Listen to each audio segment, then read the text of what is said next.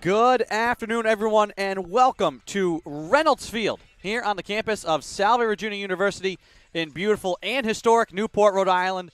Today, the Seahawks of Salve Regina will be playing the Gulls of Endicott College in a big Commonwealth Coast Conference baseball tournament game.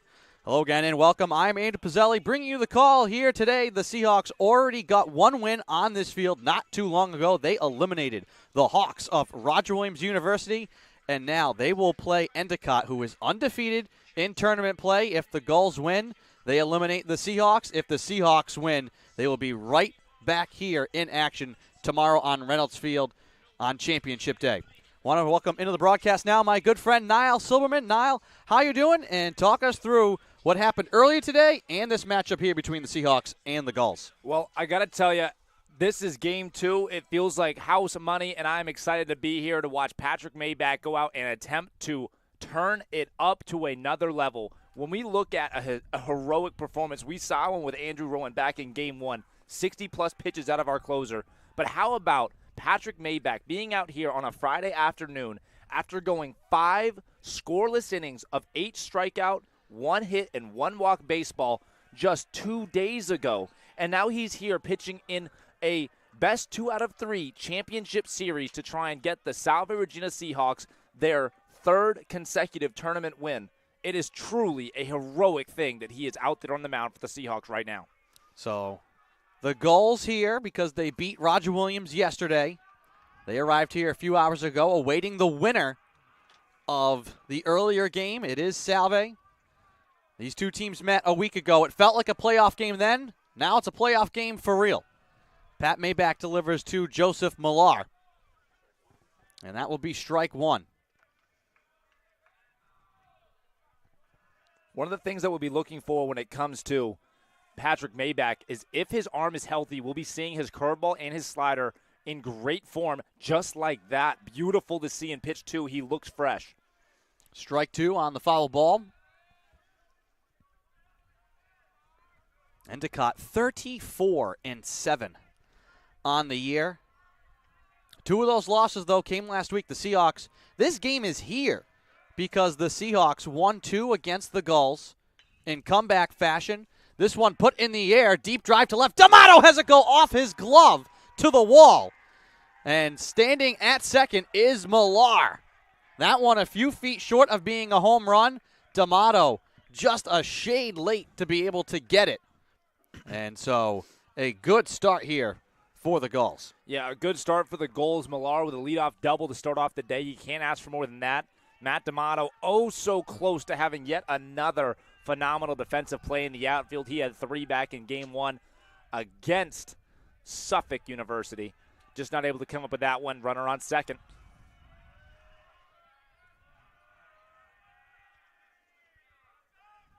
Maybach delivers outside here to the center fielder, Spur.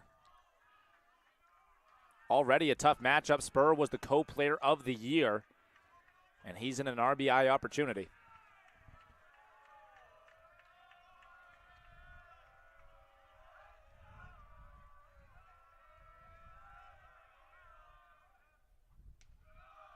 Breaking ball inside.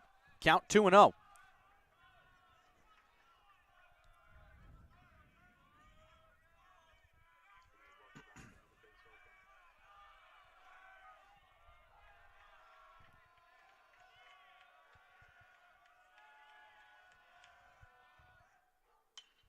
On the ground, chop to Cicada. He waits, now throws, and there's one away.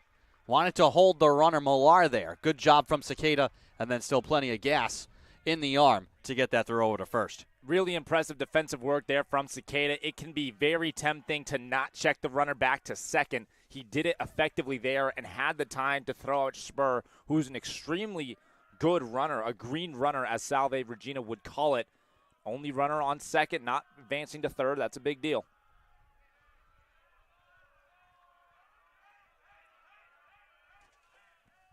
One out here for Notarangelo, the left fielder. One out, one on here for the Gulls. Here in the top of the first. Endicott needing to just win this game and one game tomorrow to be conference champs. But they're going to have to go through the two-time defending champs to do so. In the air, fly ball to left field, but foul.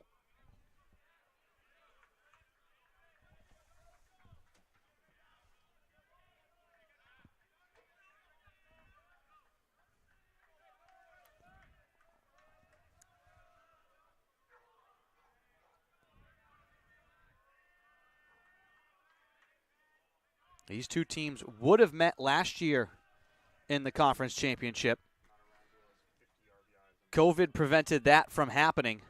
The teams did meet in 2018 here at Reynolds Field. Seahawks beat the Gulls to advance to their third straight CCC championship.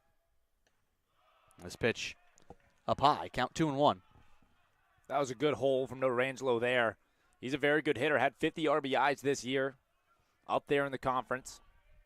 And what's funny is the Gulls had not seen Pat Maybach since 2018 until last Friday, and now they see him twice in a week. That ball bounces in. Count 3-1. With one out, one on.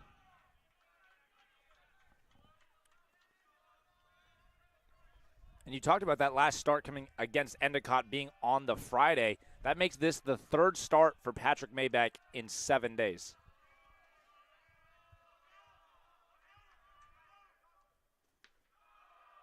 Outside. So a walk, first and second. And it looks like the Seahawks have Graham Jeffries up and starting to get warm. That is a precaution. The walk there wasn't the worst thing. Notarangelo, extremely good hitter. Didn't have to face him, and now there are the inning-ending double plays in order. The first baseman, Nardone, now at the plate for the Gulls. And he'll take the first pitch for a strike as Maybach tries to get back on track.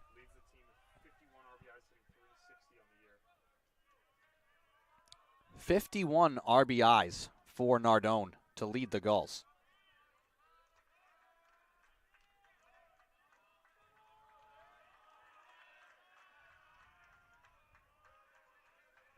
Here's the 0-1. Tap foul. Well, now Maybach's in a very good spot. He's up 0-2. He has ground ball stuff. He hasn't gone to his changeup yet today. Nardone specifically is susceptible to a ground out on an inside breaking changeup that would come from the left-hander Maybach. The infield is shifted for a pull side grounder. For those of you watching at home, do not adjust your television sets. It's just a Freaky Friday, Friday the 13th, a little fog here at the field. That has been rolling in consistently in waves since noon. Count 1-2 here with one out.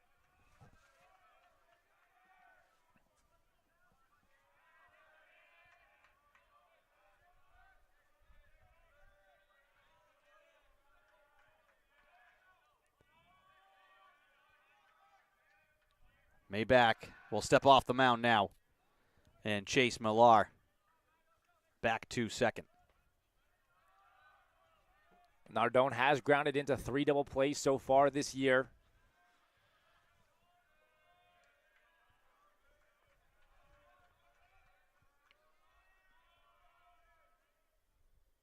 Swing and a miss. Big strikeout there for Maybach. 2 outs.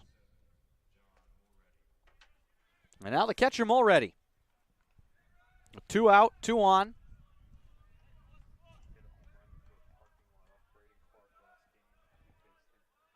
Last time the Seahawks saw the Gulls, Mulready had a big-time blast out into the parking lot and beyond.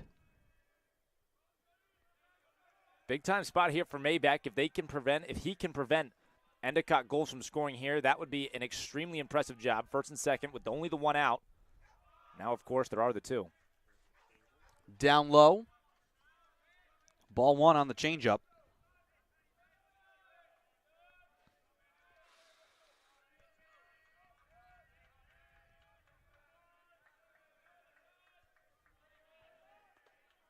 Maybach comes set, kicks and delivers the breaking ball. That's ball two.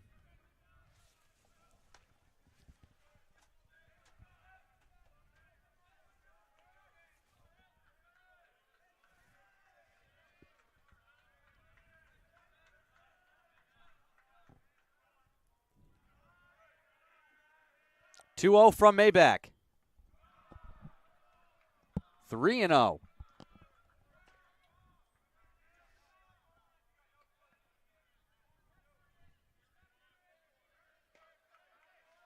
Left-handed hitter on deck. 3-0 already has power. Don't want to go to a fastball down the middle. Maybach with a little shrug. Now delivers home. And that will be ball four. So the bases will be loaded with two outs.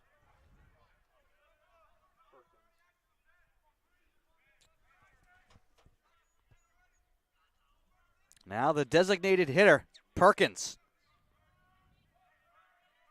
The lefty will bat with two outs, bases loaded. Well, this is a critical spot early in the game, Andrew. If Patrick's able to get out of this, that would be huge for the Seahawks. Here's the pitch.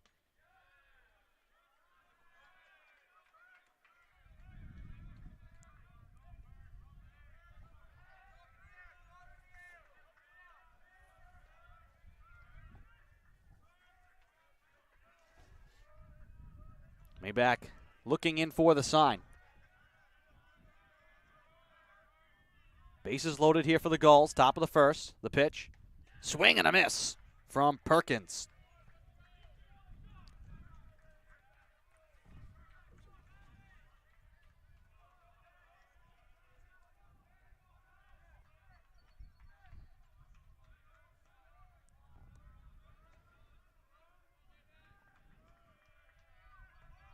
Two out, bases loaded. Maybach delivers outside.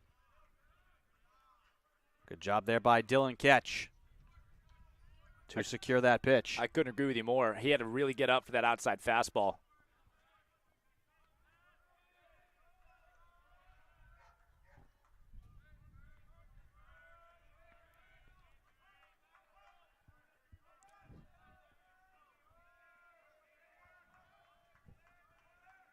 Here comes the pitch.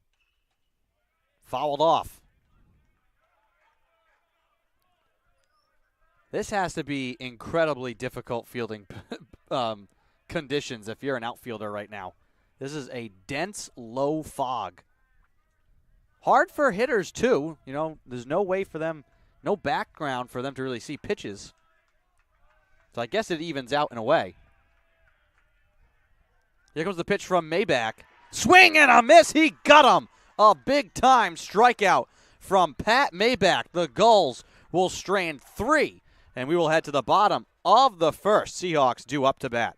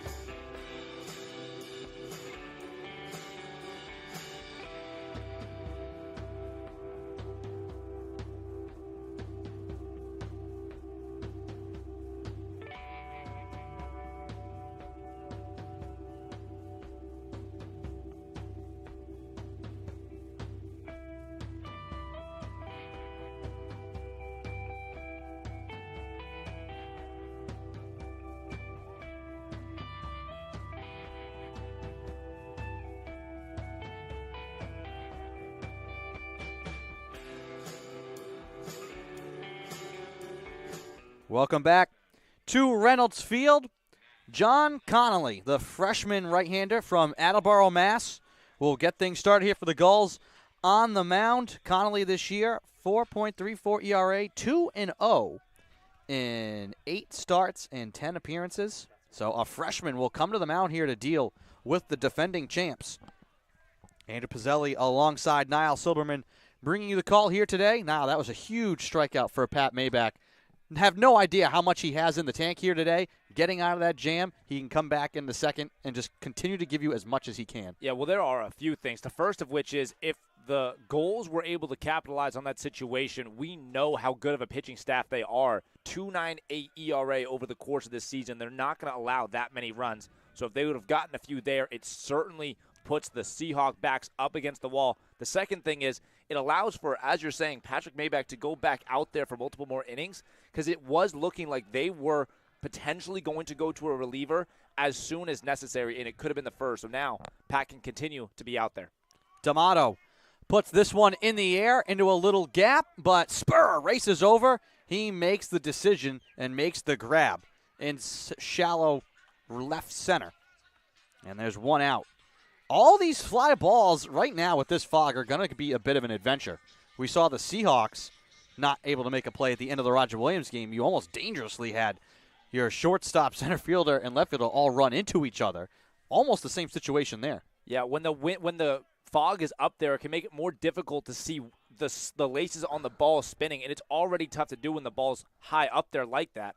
And so if you can't tell which way the ball is spinning, it can be difficult for the center fielder and a corner outfielder to discern whose ball it really is, because you can't tell where it's spinning. Canu hits this one right to third. The throw is in time. And a strong Endicott contingent gives some cheering there. Yeah, that was a really strong play from the third baseman. There's not much you can even say about it, except for that was an all-conference type of play. We'll find out. I'll find out more about who that was. Grabowski over at third. Really good defense there from him. Here's Dylan Ketch with no one on, 2 out. He takes down and away.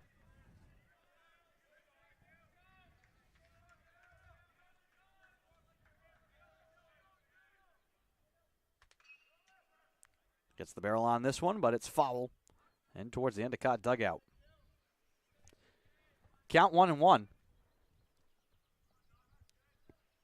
Dylan Ketch had a walk and scored back in the first game today against Roger Williams University.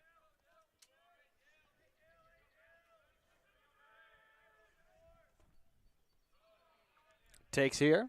Count 2-1.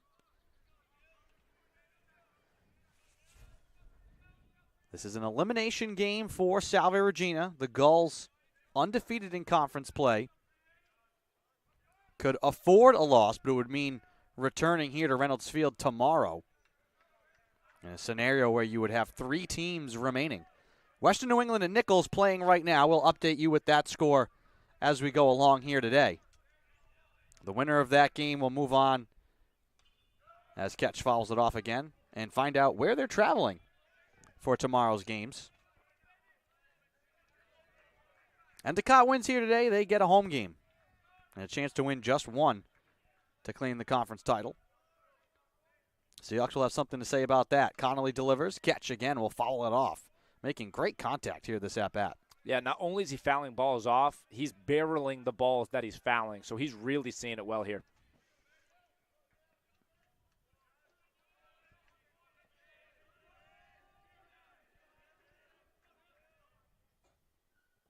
That one gets away, and so Ketch will have a walk to continue the inning. That is a really good at-bat there.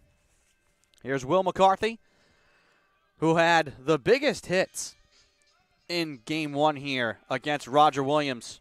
He had a double to bring in the Seahawks' first run. It was 1-0 for quite a while, and then he hit a grand slam that was ruled a ground rule double. Seahawks did end up bringing across 2 more runs. Petrosino picked up McCarthy to get the 2 runs back, and the Seahawks won 5-1, but McCarthy's bat was lively.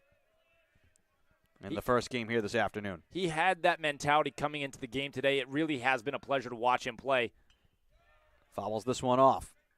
This wasn't something that just happened to happen. He has been working for these at-bats from the second that he showed up onto the field today, as he has for all the games this year.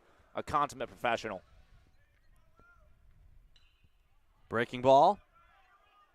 Popped up just off to the side of the first base dugout. That's grabbed by Nardone, and that will end the inning. We head to the top of the second. No score here from Reynolds. You're watching Commonwealth Coast Conference baseball action on the Salve Athletics Network. We'll be back.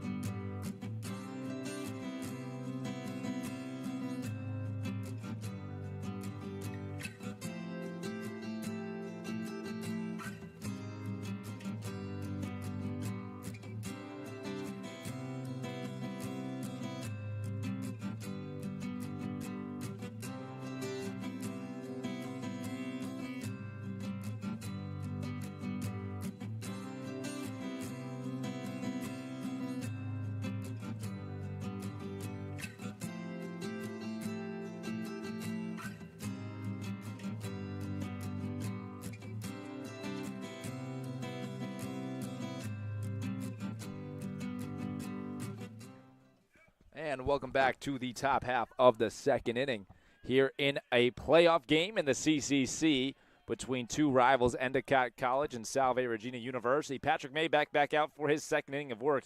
He had to battle through some trouble in the first, but he got out of the turbulence just fine. He's facing Dylan Pacheco, who has been phenomenal this year. 8 home runs, a plethora of RBIs, and a really good glove over at second base. So although he got out of the first, it doesn't get any easier here in the second. Yeah, Maybach took 24 pitches to get through that first inning, had the jam with bases loaded, did get 2 strikeouts. 2 walks, though, as well. And really, I mean, we talk about this being a heroic effort here for Maybach to be able to come back and pitch here. Anything you get from him is like found money. That looked like he went. We'll see what the call is. And he did go, so now the count is 1 ball and 2 strikes. Patrick Maybach in the driver's seat here in this at-bat.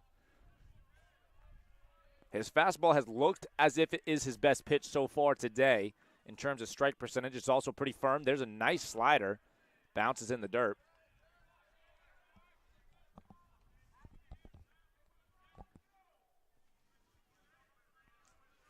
And one of the reasons, not only one of the reasons, the reason Patrick's able to go today is because of how well he pitched against Suffolk.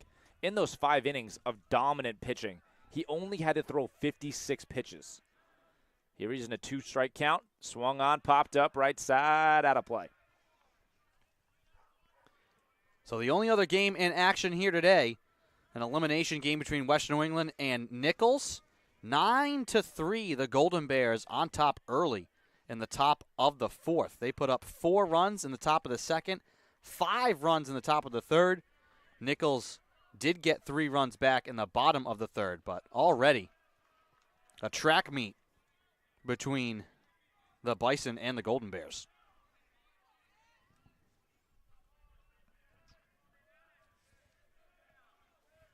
Maybach in another 3-ball count here. The count is 3 balls, 2 strikes. Here's his set. Wind up, and he pitches. Swung on, popped up, and out of play. And that hit off a car. Heard it. It hit. It sounded like a hit off of a house. That was a loud contact there. You just got to hope it wasn't a car. It was a roof of a car or a house. 3-2 yet again. Maybach winds up. Beautiful pitch, swung on, hit down the right field line. It is going to be fair. Petrosino running over, picks it up, throws second. It is going to be not in time. Strong throw, just not in time to get the good runner. Pacheco stands on second base. He has been very good at Reynolds Field so far this year. Yeah, and, I mean, that was a great effort by Petrosino. Great effort. But Pacheco, no hesitation. He was rounding first, ready to go. If he had hesitated for a second, he could have been thrown out on what was an excellent throw from Petrosino. But again, opportunity here for the Gulls. No outs, runner at second.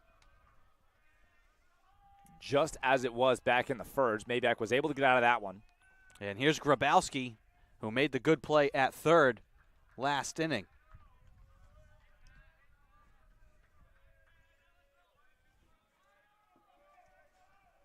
This inning started, Maybach was facing 7, 8, 9.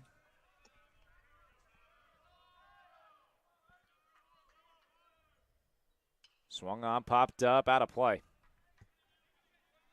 And quickly again, Maybach ahead, no balls and 2 strikes.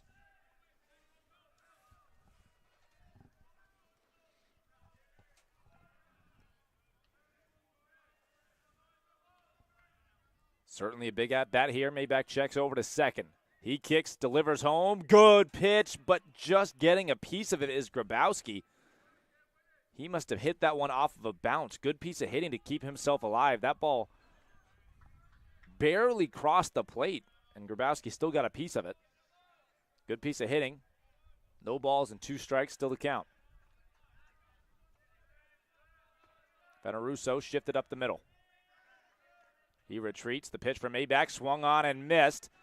Catcher's going to have to throw to first. He does so, but Pacheco stays at second. Another good job by a Seahawk defender to look back the runner at second and then deliver the strike to first. If Dylan Ketch does not check over to second, Pacheco would have had the time and showed in his approach off of second base that he would have taken third. So a really good job by Dylan Ketch there to keep Pacheco on second. Now there's 1 out, still the runner at second base.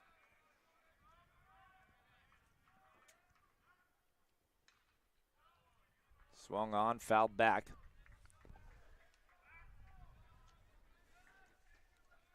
We get a rare glimpse of sunshine right now. The sun is there. That has been a rare sight today. It's been a murky day. That affected the flight of the ball early on against Roger Williams. Certainly did. Tyler Canoe missed out on what could have been a home run.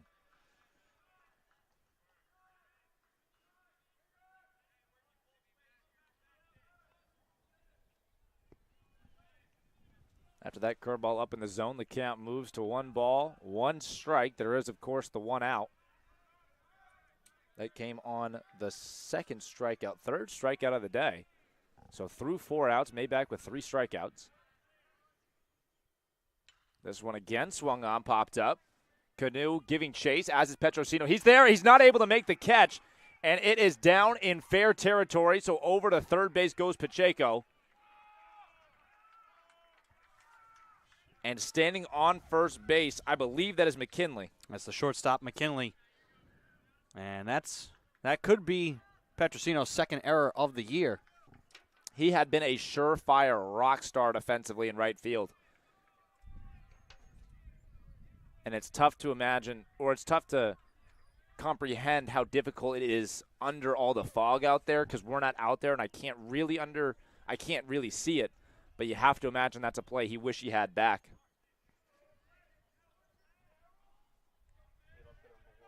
Especially with where the sun is right now, you know, from our perspective in the outfield, with the view that the outfielders have, the sun is to our right. And for Petrosino there, as Millar gets hit, and we're going to have bases loaded again with 1 out. But for Petrosino running to his left, looking back, you're into the fog and a little bit of the sunshine now as well. That's not ideal conditions. Hardly. Far from it. Not ideal conditions for the man on the pitcher's mound either. Maybach now has one out working in his favor. However, the bases are loaded, and he's facing the conference co-player of the year in Peyton Spur, the two-hitter, rock star center fielder.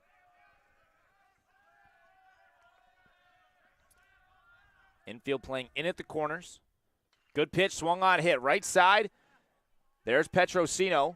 He reaches up, makes the catch, throws it back in, and it will work as a sac fly. So Peyton Spur gets the sac fly. 1 run scores, and the runner from second does, in fact, move over to third. Well, that's as good as you can get. That ball was driven very far. There was not going to be a chance for a play at the plate.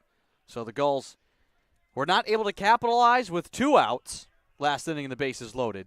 They do get 1 run in here. But if you're Pat Maybach, if you can escape having had bases loaded in back-to-back innings and only give up 1 run, Salve will take that.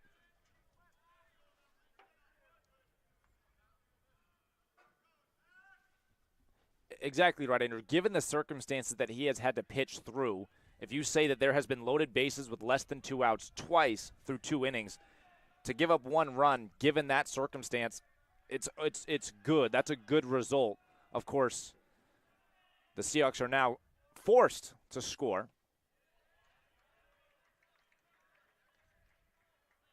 And, of course, Endicott still in a position to put on a few more. Runner on third. There are the 2 outs, though. And the thing is, too, I mean, I'm sure it's very much in the minds for the Gulls how the Seahawks came back on them twice. Nice play by Veneruso. He throws to first in time.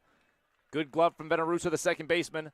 And we will get back to that story when we come back. We are going to go to the break. Bottom 2 is coming up. Endicott Gulls lead Salve Regina Seahawks as score of 1-0.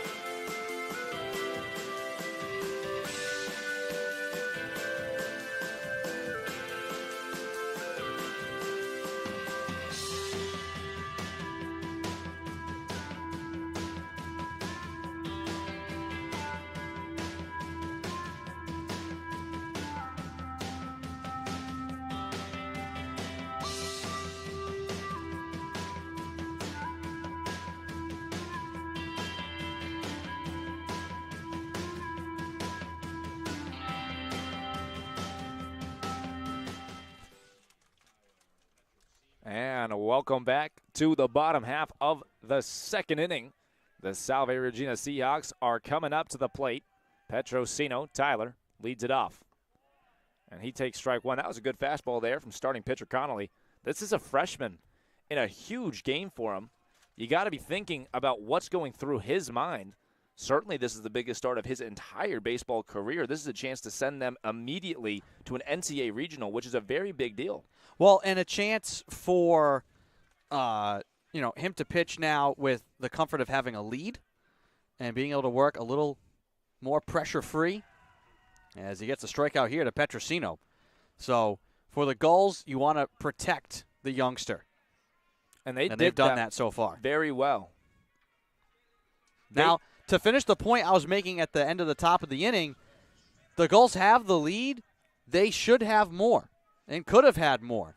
And the way the Seahawks made comebacks in the last 2 games these two teams met, You know that's going to be on the mind. So if you're Endicott and you can put up runs, every opportunity you have, you want to try and bury the Seahawks. And the Seahawks have gone with a switch here in the DH spot for the first time in the playoffs. Ryan Gratial is not in the lineup. It is Justice Welch, who had a beautiful single in a pinch hit opportunity back in the first game today against Roger Williams University. Just got a barrel on a ball and drilled it into left center field. And that's exactly what the Seahawks are looking for, finding barrels and putting those barrels into the outfield. And probably saw a little something there from Welch to get the nod to be in this game now here today after pinch hitting. And that is an excellent at-bat. Justice Welch will be on first base after the 5-pitch walk. All of those pitches were close, and he is offering at them with the lower half. One of every hitting coach's favorite thing to see out of a player is to, with the lower half, engage fully and offer the pitch. But if it's a ball, hold your hands back. It's a high-level thing for a hitter to be able to do. Justice Welch did it well there, and that's the reason he's on first base. Brandon Grover now at the plate. He sees ball one, outer half.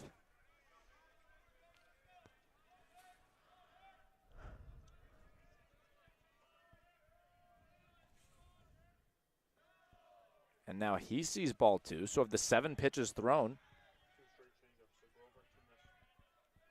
in the last 2 at-bats, only one has been for a strike. Grover has seen 2 changeups. Both were below the zone. And now that one well above the zone. So the Seahawks, who were just chasing 1, are in a very favorable count for the hitter at the plate. They already have the runner on first. There is the 1 out. And a pitching coach is going to come out. Have been 7 of 8 balls in a row. And for a freshman, that can get maybe a little bit anxiety-inducing. Out comes the pitching coach. And this is the interesting part of the tournament, right? Because, Endicott, they have no losses yet. But, you've already used some of your best arms. And so you're trying, if you're Endicott, you want to win this game and only have to win 1 game tomorrow to win the conference and get the automatic bid to the tournament. But you lose this game, and for both teams, Salve, it's almost easier because you need to win. You're just going to put the best people out there in the best positions to get a win.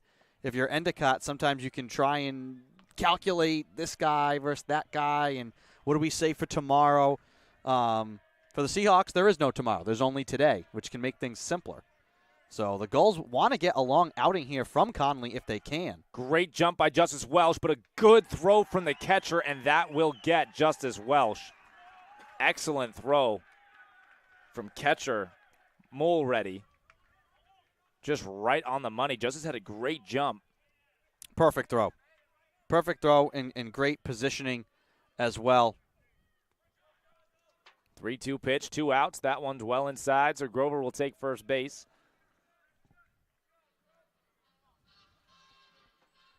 For a freshman, that is exactly what he wants to see, a great play from his catcher to get him an extra out. Now there are the 2 outs, of course. Venaruso at the plate.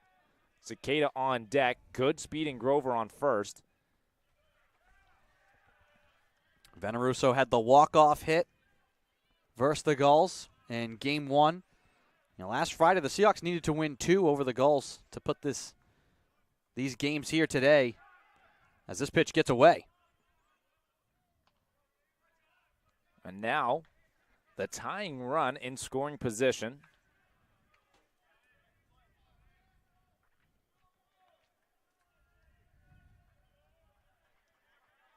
One count to Venaruso. Outfield shaded in.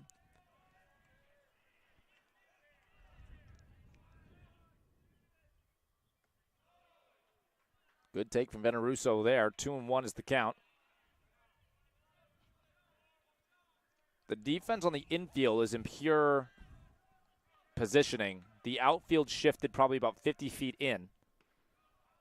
And Venaruso sees ball 3.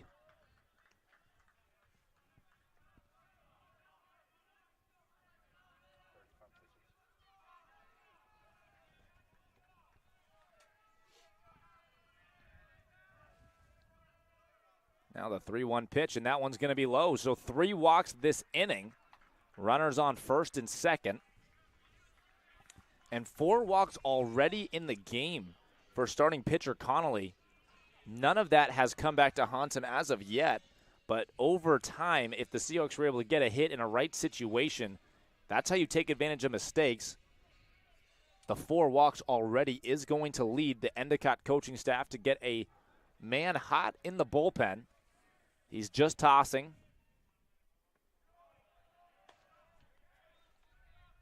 But Connolly gets ahead in the count here. 0-1 is the count now. Big spot for the senior captain, Dustin Cicada. He had a beautiful game last game, went 2 for 4. And this one swung on, popped up, out of play.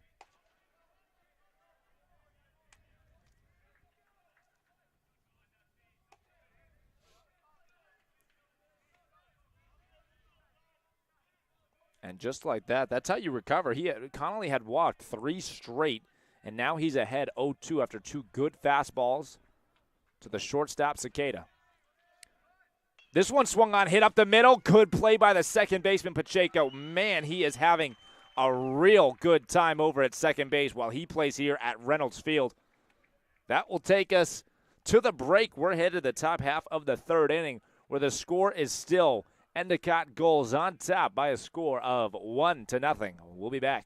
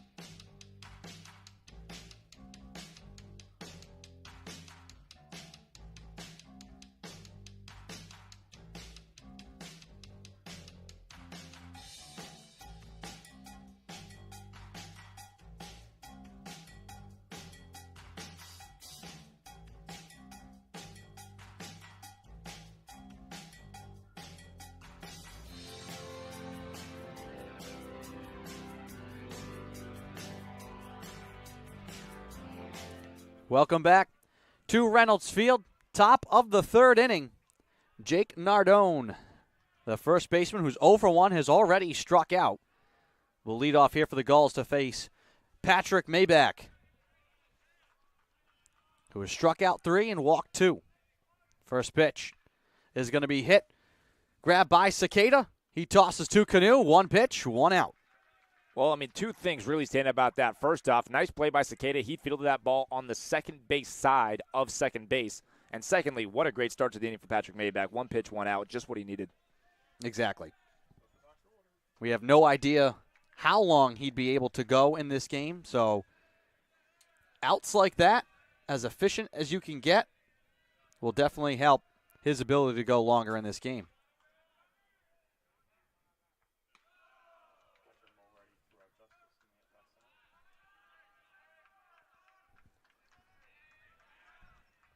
Mulruddy batting now.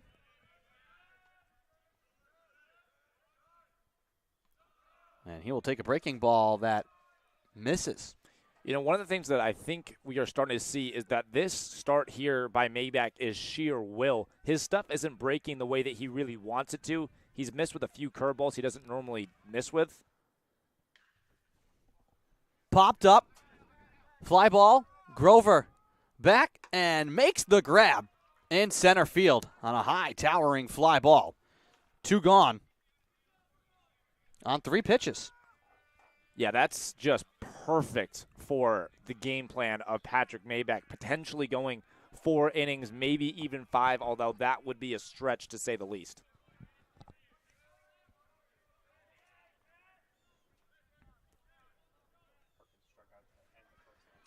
Perkins struck out to end the first inning. He takes here. Count 1-0 with 2 outs.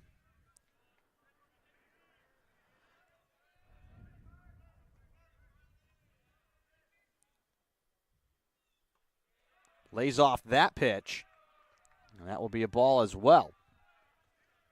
That was a really good take there. Perkins is a player we've already seen have a very good day here on Reynolds Field. He took Dom Parachi, pitcher of the year, yard to left center field. That one bounces in. Count 3-0. Maybach trying to make this a 1-2-3 inning. Has faced bases loaded in both other innings so far. With Perkins up, another big shift. Anything on the ground should be fielded if it's on the right side. Maybach delivers a strike there. Count 3-1. Still a hitter's count here for Nicholas Perkins.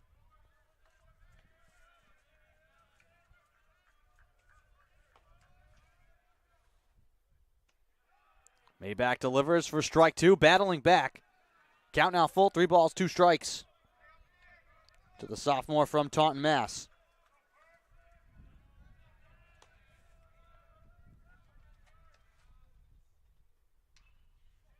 Chop on the ground. Fielded by McCarthy. The throw is not going to be there in time. By a step, Perkins beats out the throw from McCarthy. And the inning will continue. And the graduate student from Nashua, New Hampshire, with the wheels there to beat out the throw.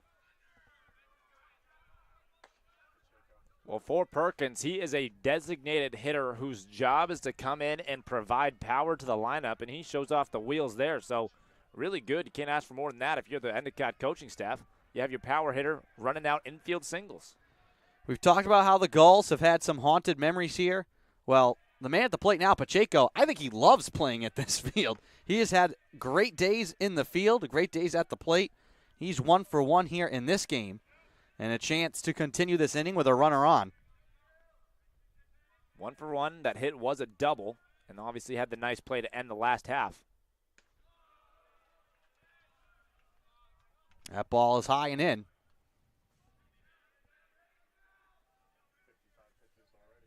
55 pitches for Pat Maybach. Trying to give the Seahawks at least 3 innings here. 2 outs, 1 on here for the Gulls. The pitch from Maybach. Cut on and missed. Big fan there from Pacheco. Maybach appears to be recognizing the situation. That was a gorgeous shaped curveball. Just had Pacheco swinging over the top of it. He's now got 2 strikes.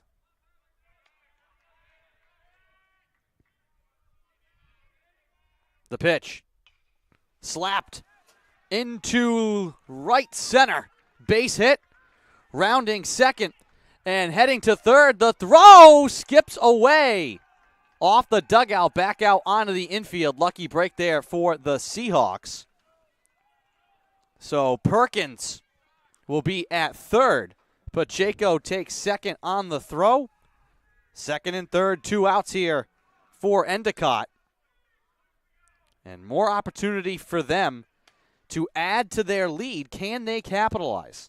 You know, that is going to be the question, and it's certainly going to be something that the coaching staff is thinking to themselves right now. There's not much you can do to force capitalization, but they need it. If they can grab a 3-0 lead here, that would go a very long way, especially with the freshmen still out there. Pacheco, 2 for 2 in the game. This pitch inside to Grabowski, who's 0 for 1 in a strikeout. He takes strike 1.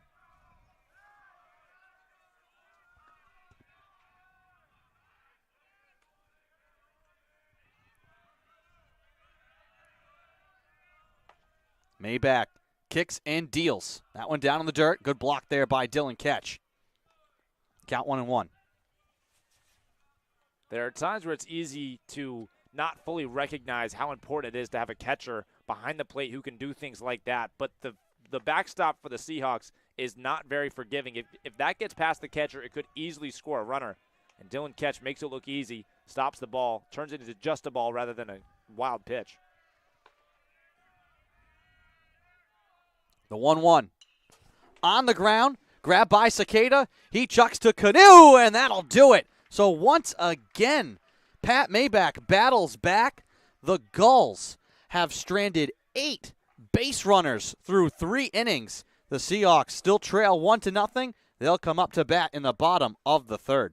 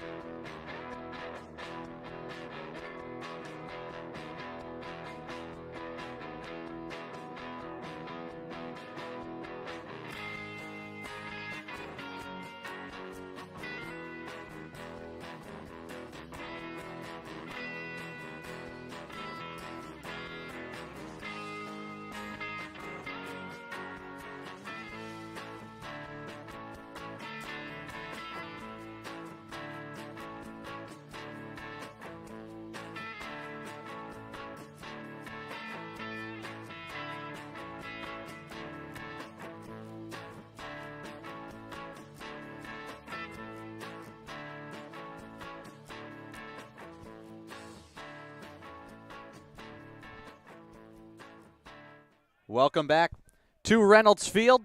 Bottom of the 3rd. Endicott leading Salve Regina 1-0. Matt D'Amato, top of the order, facing John Connolly, who's got 1 strikeout and 4 walks. Came into this inning with 39 total pitches. Andrew Pizzelli alongside Niall Silberman bringing you the call. So far the story, the Gulls missing opportunities on offense. So far holding the Seahawks down. 2nd strikeout of the day for Connolly there against D'Amato. Very good swings. They didn't produce much in terms of actual production, but they were very good swings. And if D'Amato gets to see starting pitcher Connolly one more time, I'm convinced he will turn those good swings into potentially some productive contact. Canoe, first pitch swinging, lines it into center field for a base hit, and he is aboard. First hit of the game for Salve. They had been on base 4 times before that obviously being the first hit. We're used to the base paths, but it's always nice to get them via the base hit. Wake the bats up, hopefully. There's Dylan Ketch, 1 out, 1 on. Seahawks in this game because the Gulls could not capitalize. With bases loaded and 2nd and 3rd, they have had excellent opportunities to add to this lead. So far, it has not hurt them. Their pitching has done the job. But you've got a freshman pitcher facing a 6th-year grad student here and the all-time hits leader for the Seahawks, as once again this thick fog envelops the field. There is the 1 out. However, generally the easiest possible way to score runs is get a base hit, get a walk, and then get another base hit. If you can string together 3 of those in a row, you set yourself up in very good shape. Catch. Lifts this one into right field. Long run and just about in foul territory. Millar makes the grab. And there's 2 away. Good speed by the leadoff hitter, Millar. He gets over there to left, deep right field. Makes the catch in foul territory. Very good job. That brings up Will McCarthy, who has had a big day. Bats here with 2 out, 1 on. Seahawks would love to try and extend the inning here on Connolly. Breaking ball inside, hits McCarthy. And so he will take that. He'll wear it and head on down to first base. It'll be first and second, 2 outs for Dustin Cicada.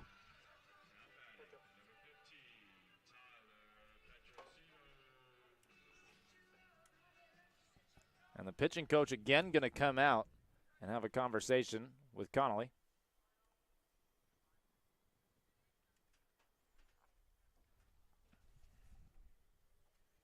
So they'll have that conversation.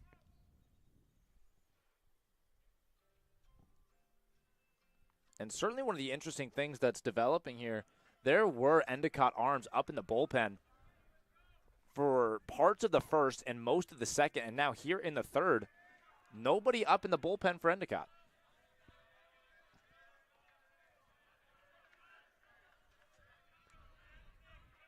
Connolly dealing here with Petrosino, who's 0 for 1 with a strikeout. 2 outs, 2 on. And he'll take the first pitch for a strike.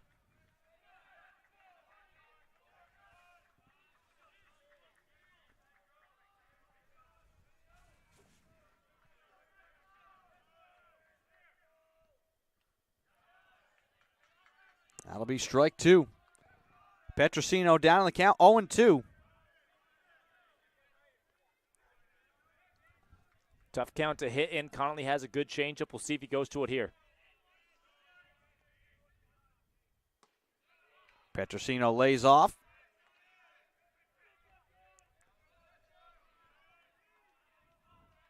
Good eye to hold off the changeup there after seeing a fastball middle in. We'll take this pitch as well. Count will be 2-2. Good eyes here from Petrosino. And this has got to be some of the thickest fog we've seen all day. The 2-2. And they'll call strike 3. Petrosino in disbelief. He will have to head to the dugout before returning to the field. We head to the top of the 4th. The Seahawks strand 2. And they'll trail 1-0. Endicott with the lead. You're watching Commonwealth Coast Conference baseball action. We'll be right back.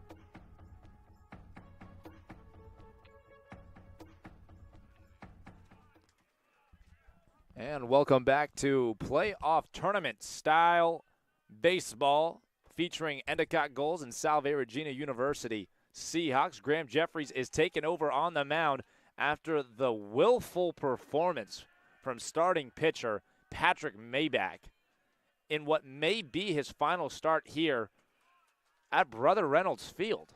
A really impressive 3 innings of work in which he gave up 1 run. It was unearned. Had a few strikeouts, I believe 5. And he keeps the Seahawks in it and gives Graham Jeffries the chance to go in his familiar role of the bullpen, but have this be his game. He'll be taking over here in the 4th, and if he gets to the 7th, that would be exactly what the coaching staff is looking for. What Graham Jeffries brings to the table is an elite fastball, curveball, and changeup. And this year, through just under 30 innings, Graham Jeffries has a strikeout to walk ratio that is as good as it gets at any level. As he sits here in a 3-1 count, Graham Jeffries in 29 innings of work has struck out 45 while walking only 8. 6-1. 6-1 strikeout to walk ratio. That's unheard of for relievers. Really good stuff. He gets a swing and miss here, and now he evens the count up. 2 balls and 2 strikes. We talked about last inning it being thick fog. This is truly the thickest it has been all day. I am struggling to see the batter at the plate. I was going to say, again, I'll say it, do not adjust your television sets if you're at home. Yeah, Graham Jeffries struck out the batter, and I could only tell because I saw him walking back to the dugout. Beautiful. I could see out of the hand of Graham Jeffries it was the curveball. So for those of you who keep track of which pitches he's getting, which strikeouts on, the leadoff strikeout was on the curveball in a 2-2 count. Good start to the game for Graham Jeffries. And luckily we give enough life to the broadcast that if you want, you could just sit back and listen. Let us tell you what's happening because it's very difficult to see. Truly. He gets a swing and miss there. Nice pitch. He's facing the top of the lineup. This is Millar in his 3rd at-bat of the day. In only the 4th inning, it's his 3rd at-bat of the day, and Endicott has 1 run. Yeah, they stranded 8. 8 stranded so far here today. I got to tell you right now, Niall, if there's a ball, just like a looped liner, I don't know if I would be able to see it in the outfield to tell where any ball is going off the barrel of the bat that's in the air. I was able to overhear outfielders speaking from during the half inning, and I overheard them saying, I can barely see. I mean, normally the Seahawks are playing further in than you would usually see them. And right now, Grover, can you see it? Do you know where it's going? Nope. And you see him talking to his corner outfielders. He's the captain. He's the center fielder. He is communicating with them, and he'll be helping them out. So today, more than any other day, you'll hear a lot of outfield communication about in, left, right. Now, it's hard to see the ball, I'm sure, as well for the hitter trying to see a pitch. Without a doubt. But if you can, I would just be swinging here to put something in the air like that. Just swing. I mean, honestly, if you can put the ball in play, that's going to be a base hit for Millar. But with these conditions, just putting the ball in play is going to give yourself a chance. Yeah, This is soup. This is just pea soup right now that we're playing in. It is almost like watching it through a screen from the place that I'm sitting. I can't, once again, it is. I wonder how much worse it would get before the umpire crew decided that it was unplayable. It could be a consideration. I mean, the danger here, obviously we're struggling to see the pitcher and the batter from the outfield. Throw back to first, close. The conditions, it's all about the conditions on the infield. Is this dangerous for the pitcher or the batter who could get struck with a pitch or a ball that's hit with a lot of velocity? It has come in waves. It's already starting to thin out again. It would have to take it being as thick as we just saw it for a prolonged period of time for them to have to halt this game for any duration of time. And these games have to be played to completion. You play 9 innings. So if for some reason they decided, if weather factored into not being able to finish this game today or darkness, you have to finish 9 at some point.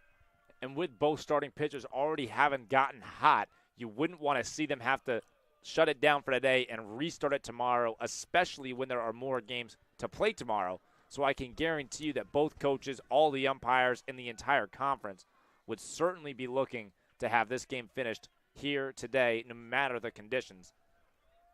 It's a 2-1 count. Graham Jeffries on the mound, runner on first. Go ahead, Niall. Tell me what it was. Well, based off, I'm going off the reactions. We have a lovely. Can't even see the backstop right now. No. I hope we have tons of viewers listeners. We're gonna call them listeners for the duration of this right now. Thank you for listening to the game here today. It is not much to look at right now. You can see the silhouette of Graham Jeffries as he delivers the 3-1 pitch. This one is swung on, hit right side. Petrosino's there. He picks it up cleanly, fires it back into the infield. And you could hear the calls for 3-3. I mean, at that point, that is just all instinct. You're Petrosino outfield. You're fielding that ball and throwing to where you just feel third base is. These are incredibly difficult conditions right now to work in the field. And that is just muscle memory there from Petrosino to get that ball in and for the infielders to be able to see it and get it and not have it be, thrown off the field of play. And now time is being called. The umpire crew is going to have a discussion, and this might be a time until the fog rolls through. It didn't appear that there was anything remotely questionable about the last play. It was a single to right field, picked up by Petrosino, fired back into shortstop Cicada. Tell you who loves this, though? Western New England. Up 11-3 right now, top of the sixth, up in Dudley. And they're going to, in all likelihood, they're in the driver's seat to win that game and await the winner of this game. I mean, how crazy would it be if this game, hopefully they just say we pause for a little bit here. If this game was to just say be called for today, Western New England would have to come here tomorrow. Games would have to be played here because you have to finish this game here. Endicott would also hate that too because that would mean that Championship Saturday would be here no matter what, not on your own home field if they were to eventually win this game. This is craziness right now. I mean, the fog has gone in and out throughout the day. This is the most consistently thick it's been. We'll have to wait and see what the officials decide to do here. The assumption this is the view. We're giving you the view from the outfield right now. This is what the outfield looks like. And now coaches are walking over to second base. They want to see what the view is. And now players are starting to walk a little bit in. There's Grover. It appears as if the outfielders are going to go talk with their coaching staffs respectively. This may be a situation where the officials don't want to make the call. The coaches are going to walk the field. I think this is 100%. This is just the coaches are going to walk the field. They're going to talk here with the outfield. What do you guys think? How do you feel? I mean, this is the first time for everything. Yeah, exactly right. Once in a lifetime that a game would be, in the middle of the fourth inning, and the head coaches for both sides as well as each umpire is out looking back at the field. I mean, if this game didn't have any context, you'd be really wondering what scene this was coming from. It'd be a movie of sorts, but.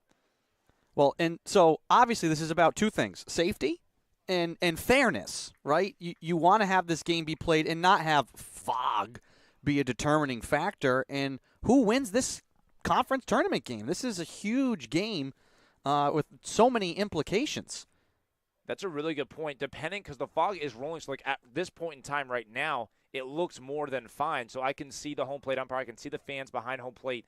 But during certain parts, it's almost like you can't see the ball. So if you happen to be on defense, there's a fly ball hit to center field. When the fog is at its worst, you are going to have a lot of trouble trying to field that ball, and that is just dependent on what time you happen to be playing defense at. I wonder if head coach Eric Sorrell might be pleading his case here. I don't know whose determining call this is. I mean, it's got to be the officials. Both coaches are out here in the outfield, head coaches. Eric Sorrella, along with head coach Brian Haley. And it would look like we're going to play on. Maybe this is the officials buying time. Let's take a walk. Like when a player's injured or gets hit, hey, you know what? Take a breath. I'm going to hit. Let's change the ball. Let's change it out. There is an official is staying out here in the outfield. We'll have to wait and get word. For now, it would seem like we are going to continue to play. I mean, this has to. You gotta love be, sports, yeah, though, right? I mean, this is lifetime. fantastic. I mean, Once in a lifetime. fantastic in the sense of just oddities. Yeah. I mean, I bet every single one of the players on this field right now have never had this happen in their playing career. None of us woke up this morning and said, you know what, the biggest factor today is going to be the dew point. That is it. The biggest stat of the day. What's the humidity? I mean, the decision will have to come sooner than later. We got to get our stat crew on that. We need the weather report. Where have we been all day? We haven't done a weather report all day. I mean, it's been visually obvious. So. And it does come into question. We talked about 94% humidity. Thank you, Mike Pizzi. Yeah, I mean, you can feel it. If you want to reach out, you could grab a cloud right now and pull it in, give it a hug.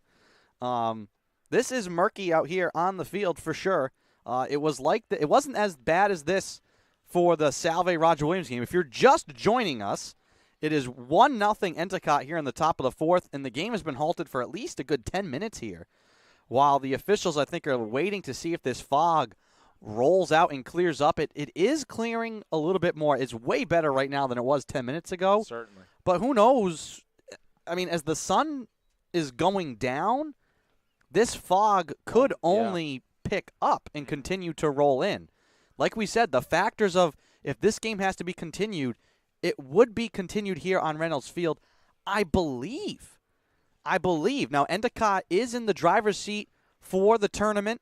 I don't know if a game has to be played later. Oh, this is so cool. That is really awesome. Graham Jeffries is out here throwing pop-ups to the outfielders. Let's see if he does it again. I mean, this right here. Well, can we get this is where we need. Where's the dance-off? You know, this is where all the sorts you would of. Love to see that as we get some Toto playing from the game management crew. A little bless the reins. Everybody's out on the field from both sides. It is like it's like kids are playing baseball in the backyard. Mom just said that she's bringing out lunch, and everybody said that it's okay. Let's take a 15-minute break. I mean, it does not look like a playoff baseball game. Lunch sounds good to me. It does.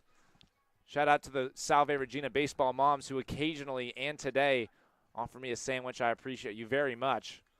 But that's what it appears to be. I mean, you're seeing wait. You got a sandwich? You know, Andrew, I hate to break it to you. I did, in fact, get a sandwich. And once again, thank you to the Salve Regina family section. Wow. And there we go. It appears that baseball is about to be played yet again. Well, I hope for everyone at home listening that was an entertaining 10 to 15 minutes of Phil. We should be able to resume tournament baseball, high-intensity playoff baseball. In the country right now, there are a lot of tournaments being played. In the Northeast, there are a few tournaments that are more competitive than the Commonwealth Coast Conference baseball tournament at this point in time in the country. This is a huge tournament for the Northeast in Division III baseball, and that was one heck of an intermission. Yeah, living up to the coast part of Commonwealth Coast Conference. Ready to go. Well, we are and back. I can turn the call back over to you now. It's your inning. We Top are of the back, fourth. And it is going to be runners on first and second. Graham Jeffries on the mound. There is the one out. At the plate is Notarangelo, the three-hole hitter. He has walked and grounded out to second, and there is nothing that Graham Jeffries would like to see more than a ground out to second again here. That will play in order. Jeffries checks back to second. Cicada clears. This one popped up. Hit high, and just what the doctor ordered if you're the umpires, a real test of if it's visible. Grover makes the play look easy. Encouraging sign. And now there are two outs. Talk about you have that whole delay to decide, can we play through this? Mm-hmm. And then if you're the outfield, an immediate test. And they passed. Flying colors there for Grover. Well, there are two runners on, of course. Here is the four-hole hitter, Nardone. He has struck out and grounded out to shortstop. This one hit right side. Canu is there. He fields it cleanly, but it is foul. Just foul. And the count moves to no balls and a strike.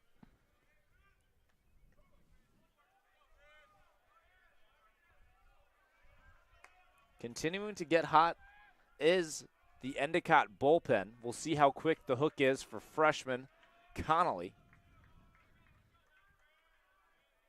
He has had a long break, of course. 0-1 pitch. Jeffries checks second. Cicada clears. Pitch is outside. Catch caught it and checked over to second base. Did not end up firing back. Count evens itself up. 1 ball and a strike. Notarangelo and Nardone this season in the regular season combined for 101 RBIs. Those two very productive 3- and 4-hole hitters.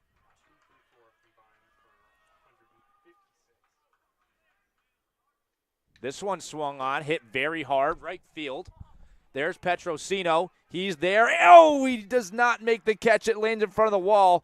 He comes up firing, throws back into Veneruso. Throw to third is not in time. And he is going to be safe over at third base. Graham Jeffries hots back on the mound, and the score is now 3-0. Well, that ball just smoked pretty much right to the wall. 3-0 Endicott. So finally, they're able to capitalize. They had stranded so many runners. In terms of what Endicott was trying to do, drive runners in when they had them on base was certainly the key. It had been 8 runners left on base at the inning end. That's not counting each batter's amount of left on base. But, of course, here they're able to prevent it from being another inning of 2 runners left on or more. They drive 2 in. Scores now 3-0. Endicott on top in the top half of the 4th inning. And that just, it changes the complexion so much. It does. I mean, Endicott has been hitting the ball well. 7 hits now in the game, 3 runs. But if that is 6 hits and 1 run, the Seahawks feel like eventually their bats could get going. Without a doubt. If they're able to chase Connolly or get to him in an inning. Much different story now with the 3-0 lead. Yeah, you needed 2 runs to win the game. That was what you needed in order to win. Of course, you could score 47. You could score as many as you want, but you needed 2. Now you need 4. 4 is a lot harder than 2. In order to score 2, you can scratch across 1 and have a solo home run or an RBI double. With 4, you need a lot of things to go right consecutively to get 4 in an inning. That being said, I don't think the Gulls will be actually comfortable at all. Yeah. Given how recent memory, but obviously a great spot for them, and now the production that they were getting and the hits they were generating, now generating runs. That's a beautiful pitch from Graham Jeffries. I can't believe he didn't get the strike call there. Nonetheless, the count is 3-1, and that might have been the hardest pitch Graham Jeffries has thrown today. Beautiful 4-seam pitch, regardless of what the strike call was. Well, it's 3-1, 2 outs, runner on third. Graham Jeffries trying to keep it a 3-0 game. The pitch, again, beautifully placed. Fastball up and in. Fouled off. Graham Jeffries 100% vies for it every time that he's on the mound. The hardest pitch a Seahawk has thrown this year. He seems to have limitless power attached to the right shoulder. And I have seen him during practices and the amount of work that he puts in. He is an athlete who happens to pitch. Really, really fun to watch him pitch. Here's the 3-2. He missed with that one up high.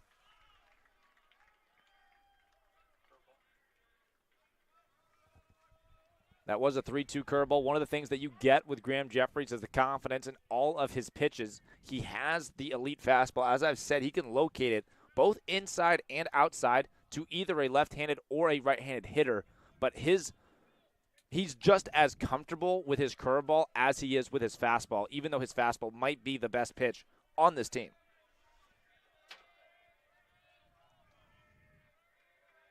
Another high-impact spot. Here's the designated hitter, Perkins, first and third. Good changeup again. A bit surprised that that's not getting the strike call. Nonetheless, it's 1-0.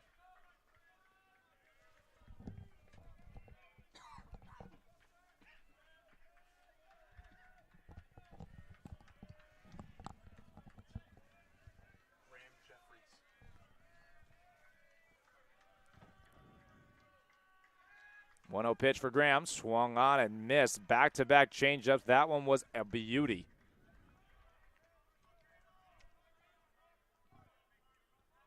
Earlier in the year, one of the things that was fun to do for the Seahawks was count the amount of swing and misses that Dom Parachi would generate in a given start. The same has become true for Graham Jeffries. He has been a swing and miss machine in the second half of the year. This one swung on, hit left field. There's Matt D'Amato and Will McCarthy chasing after it, but the ball goes foul. And now there are 2 strikes, 1-2 count. Well, we saw Matt D'Amato 2 days ago make an incredible grab, basically right up against the batting cages. And I'll stop you right there. An incredible grab or 3? Oh, yeah, it's true. We did see him make a trio of sensational grabs in all different fashion. North, south, east, and west, he was making plays. Literally. To his left, to his right, behind him, and in front of him. Here's a big spot. 1-2 pitch. Graham Jeffries looking to get out of this inning. He delivers. Good job, Dylan. Catch. He gets up and retrieves the ball. Curveball. Missed. Arm side and away.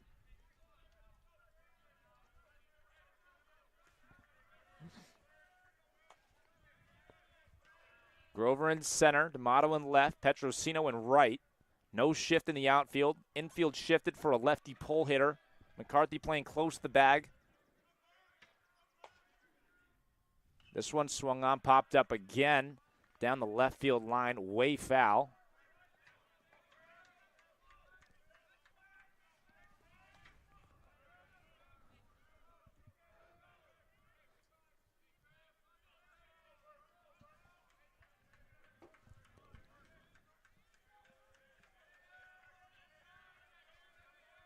Two-two. Graham kicks. He delivers. This one swung on, belted right field, and it is down and into the corner for a base hit. It's a fair ball, and this one is going to score 2.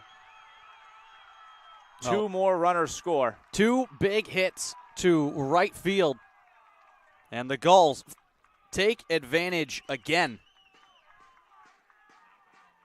And they have broken this one open. Yes, they have. 5-0 is the score, and now the Seahawks have had to do it before. If any team playing Endicott, who is nationally ranked, very talented, and a powerhouse in the Northeast, if anybody can come from behind and take them down from even a 5-run lead, I will tell you who can do it. It is the team that we are watching play against Endicott. They've done it twice before, twice within the last 7 days. But, of course, this is not exactly a sight you'd like to see if you are a Seahawk fan. If you're an Endicott fan, you love to see it. It was the runners left on base that could have been potentially the reason things didn't go your way. Well, they've worked that to perfection here in the top half of the 4th. Oh, completely opposite of the way the previous 3 innings went. This one's popped up right side. Watch out, Carnlow Cottage.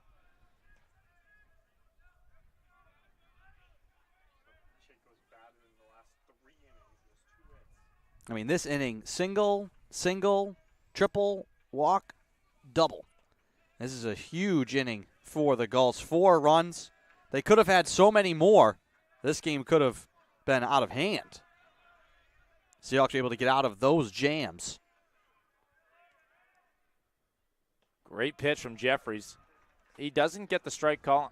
I mean, good pitch nonetheless. It's evident that his fastball is working for him today. It's a bit, I mean, it's of course on the outer half of the plate. I can't exactly see the plate, but it looked good. He's down to the count, 2 balls and 1 strike. Good curveball. He swung. Did I see that correctly? Did that hit him? I think it did. I mean, if he did, I think he swung at it and then did it hit off his hands as he was swinging? That's gotta be the only way. Because I did not hear any bat. Yeah. That sounded like hand. That sounded like that was the sound of a person being hit with a baseball. But, of course, 2 things happened. 1, a strike just went up on the board. And 2, he's still in the box. So he swung and got hit. You rarely see that. Nasty stuff from Graham Jeffries. Another curveball. This one swung on, foul back again. Well, for Salve now, behind 5-0, Endicott has put themselves really in the driver's seat here. If you're a Salve, you want to get out of this inning and then just go to work and chip away. That is exactly what you want to do. There's a lot of time left in this game. Chipping away is still certainly something that can help you get to where you need to be. You now need 6 runs. Good pitch, Graham Jeffries. We'll get back to that point later. There's a lot of time left in this game. The Seahawks are now chasing 5, though. Tough inning of defense for the Seahawks. They're chasing, as I said, 5. We head to the bottom half of the 4th inning. Coming up.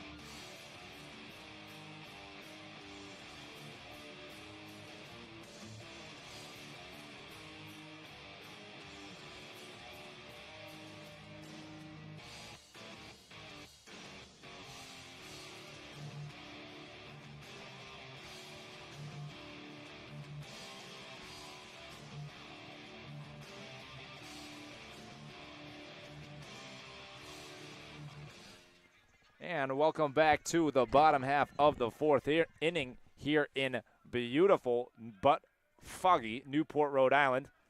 Justice Welsh steps up to the plate for the Seahawks. They're looking for offense, and he has been a guy to do that. In today's game, he got on via a walk. That was his only at-bat. In today's 2 games, he is 1 for 1 with the walk, on base of 1,000. This one hit left side. Could be good. Shortstop fields it, throws first, and that is just some great defense by Endicott College. That's an incredible grab by Nardone, having to really stretch out for that one. He is definitely loose after that stretch. Yeah, that was a full-on. I know this is the Northeast. Toronto Blue Jays, Vladimir Guerrero Jr., about a week and a half ago, made a game-ending pick over at first base. If you couldn't see that clearly, it looks very similar to that. Nice play defensively on the combination of McKinley and Nardone. I think if I tried to stretch like that, it'd be like a cartoon. You'd have limbs flying away. I would no longer have a left leg. Great pitch from Connolly there. That's a great play by Nardone.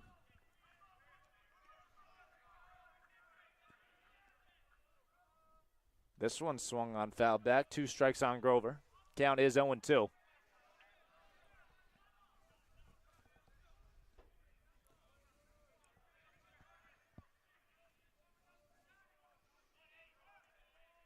Oh, 2 pitch to Grover, swung on, popped up, foul yet again. Grover doing a good job of fighting off strikes. Here we go. Somebody turned the fog machine on again as it starts to roll in again. Yes, it did. You can see it rolling. I don't know if you can see that as a viewer at home, but it's literally rolling. This one again fouled off. Good job by Grover, continuing to foul off pitches. Well, luckily, we'll have to check our official weather report, but it's 5:10 right now at the field. Sunset has to be sometime 7:40-ish, around there. So we've got tons of true daylight, and in a way, the fog would help scatter the light, and so it may actually be brighter on the field longer. Another foul ball, potentially playable. Catcher's back there. It is playable, and he reaches up to make the catch. Nice play by the catcher. That is, of course, Mulready. He now has the pop-up catch and the nice throw down to second to nab Justice Welsh back in the second. He's playing well behind the plate, and now there are 2 outs. The sunset time just coming in, 7:55. So there we go. So you got 2 hours and 40 minutes left till sunset. I mean, darkness would probably be somewhere 20 to 30 minutes, potentially maybe before that. So I think that won't be a factor, hopefully. Like we said, with these games, you want to just see the games played to their completion on the day they're supposed to be played, because it throws everything into a mess. And there it is. After the last breeze of fog, it is now getting difficult to see yet again. What I can see is the scoreboard. It says that there are 3 balls and no strikes. Veneruso in a very favorable count. We'll see if he just takes here. He does. Strike 1.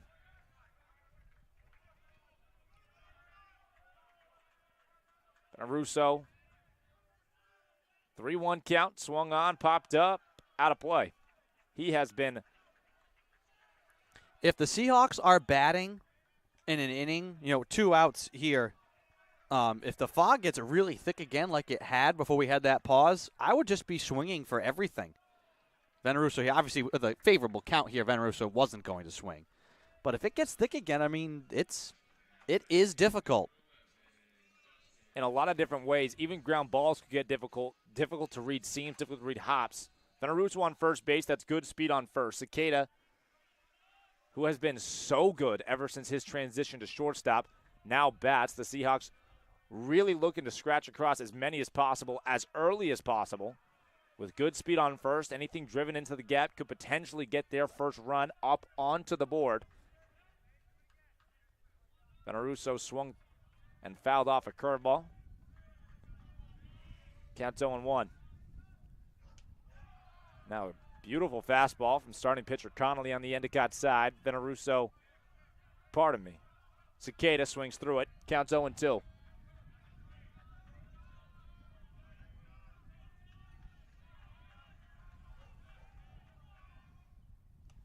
Good hold by Cicada. Fastball up above the eyes. 1 ball, 2 strikes. Good lead over at first for Veneruso. This one swung on, hit deep left field. Could be good, and it is very good. Home run, Dustin Cicada. Big time swing when they needed it most, and that one is just what the doctor ordered. He rounds first, and everybody is fired up. The Seahawks' essential 2 runs are now up onto the board. Well, last game it was Will McCarthy who put a ball basically to the same exact spot. This one about an inch over the fence. Oh, my goodness. The umpires are conferring yet again. It would be an atrocity. It would be an atrocity. That ball was gone. That ball was gone. Last game, Will McCarthy hit a ball, and there they do say home run. So, the baseball gods make all well. Yeah. That would have been very unfortunate for 2 home runs to have been disallowed. I mean, now granted, everyone we heard from both sides between games that nobody really knew out there. Out in the outfield, we could see it. The players in the outfield could see it. Obviously, no Endicott player is going to run in and say, hey, coach, you know what? No, it was a home run.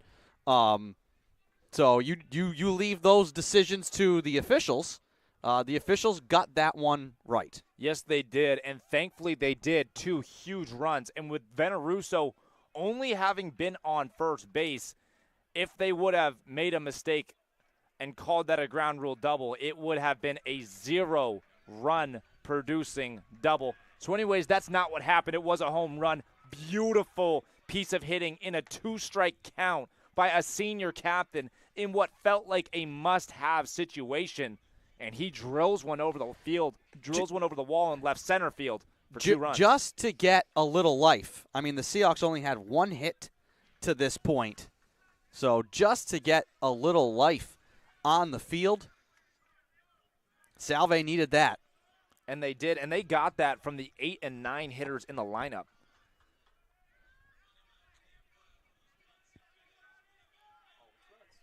And that was a 2-out blast. Here's D'Amato, leadoff hitter. This one hit right side. Playable. First baseman has it. He steps on first, and that will do it for the bottom half of the 4th inning. But eventful is not even enough. 2-run score in the bottom half. The score is Endicott goals 5. Salve Regina Seahawks 2. We'll be back for the top half of the fifth.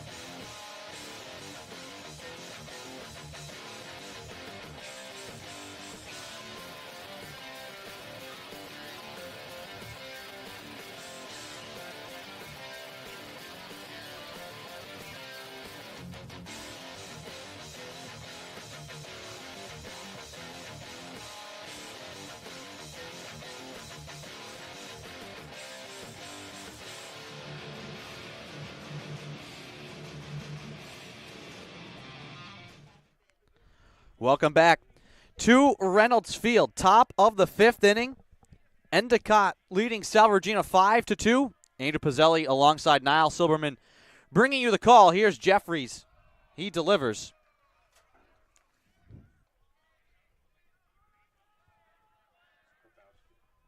To Grabowski, who is 0 for 2.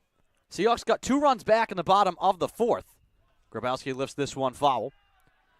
Endicott scored 4 in the top of the fourth.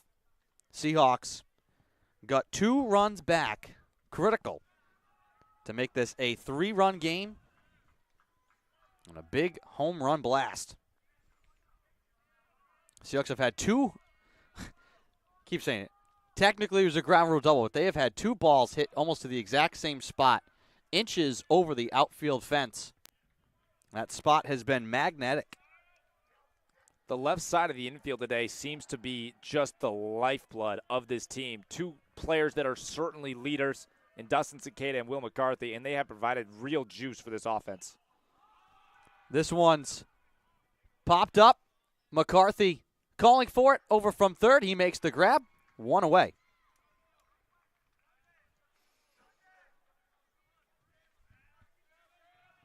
Nice play by Will McCarthy. He makes the easy play look easy, but with the fog out there, it could be tough. He does not make it seem that way whatsoever. 1 out. And we did get clarification there between innings. If for some reason this game was halted, it would be finished tomorrow here on Reynolds Field, and all the remaining games would be on Reynolds Field as well.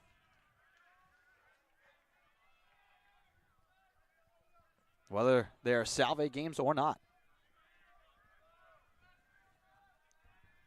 0-1 the count here. Jeffries delivers and gets the strike. Absolutely gorgeous four-seam fastball located in the bottom outside corner to a right-handed hitter. Perfect execution.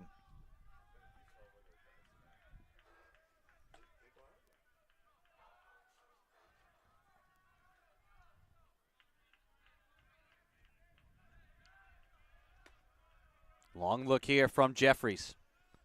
He kicks and delivers. That one's offered at and I believe fouled. 0-2 the count.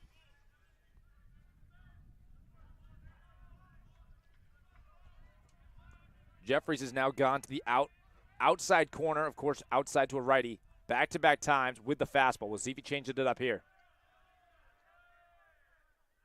The 0-2. On the ground. Back to Jeffries. It goes off his glove. Picked by Cicada, and he will not be able to grab it. No play will be made, so that one dinged off of Jeffries. And then the bouncing ball not able to be fielded, so the Gulls will get a runner at first. Well, that's just a natural athletic reaction that a pitcher has to a ball coming back to him. But that is And you can't even – you don't do that while thinking. That's just something that happens naturally with your body. But he just went barehanded to try and stop a ball that was hit very hard back up the middle. So really just wow.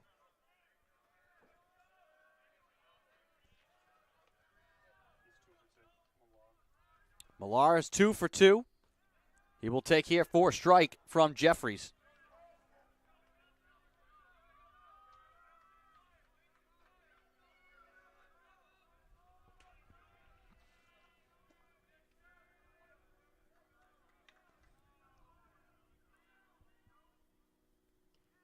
Breaking ball inside for a strike. Count 0-2. Killer changeup there from Jeffries. Starting at the inner half to a lefty, right at his inside elbow, and then just dropping perfectly in the inner half.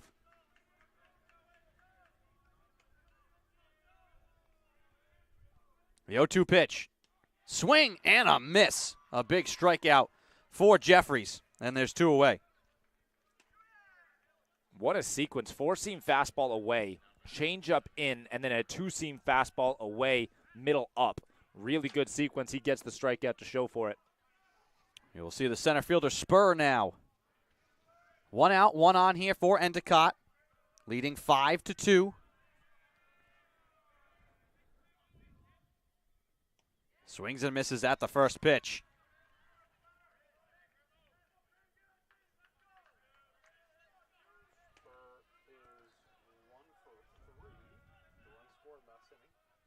Spurs 1 for 3. Did score a run last inning.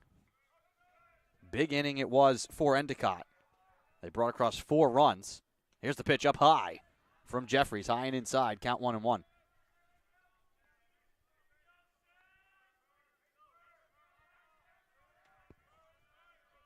We'll see if Jeffries goes back down and into the right-handed spur. Again, coming inside. Count 2-1. That was the changeup. He was looking to locate that a bit lower towards the knees of Spur. Good changeup, just left it slightly up. 2-1 count, 2 outs. Good looking pitch, but Jeffries does not get the call. Count 3-1.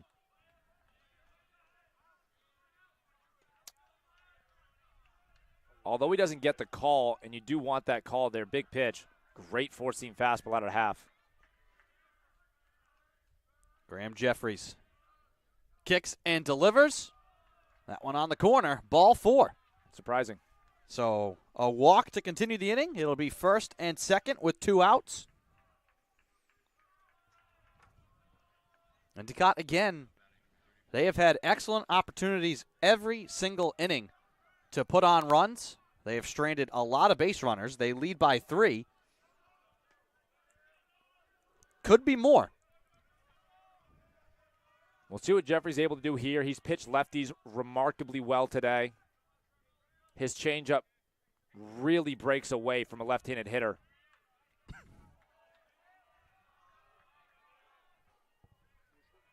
This is not Arangelo.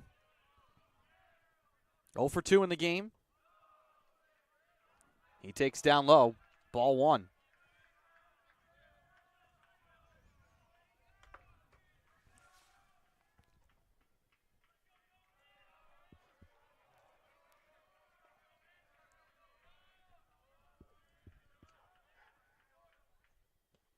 Swing and a miss there. The throw trying to get back over to second in a big collision there. Cicada in a big collision. I think that's with McKinley. And both of them are going to need a moment here.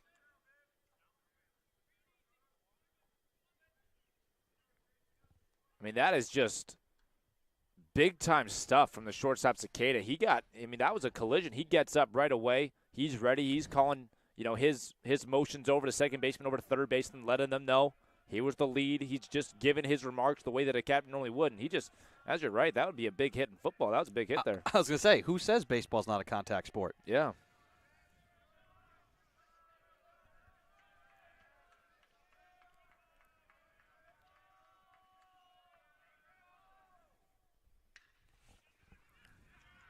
hit on the ground. This one will skip into right field. Petrosino will gun in. Veneruso trying to get it over to second. A double. And that'll bring in one more run. 4-run lead now for the Gulls. They'll have second and third. This all coming with 2 outs. Big swing there for Notarangelo. Yeah, that 3-4 hole showing again that they are dangerous. They had the 101 RBIs in the regular season alone. They get another one there. And now that gives Nardone a chance to hit with 2 runners in scoring position.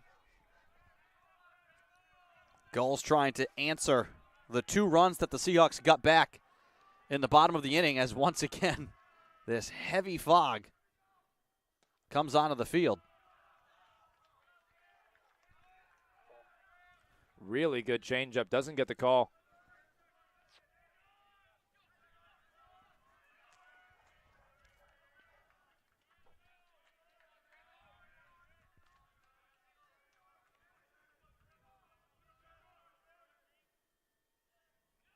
That pitch gets away. Took everyone a moment to realize it, and that will bring in another run. The pitch got to the backstop, coming home from third to score. That'll make it 7-2.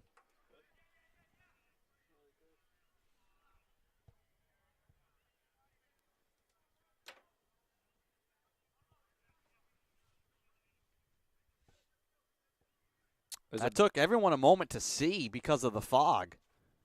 And I think there's a bit of a conversation trying to hopefully get the answer to be that hit Nardone on the elbow and then bounced away. I believe that's what's being argued, and that would send the runners back to second and third respectively. And take a run off the board. We will get a conference here on the mound. The officials all will come together to discuss.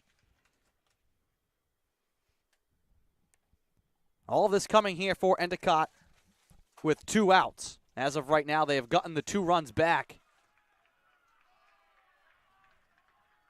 It seemed like the initial call is going to stand.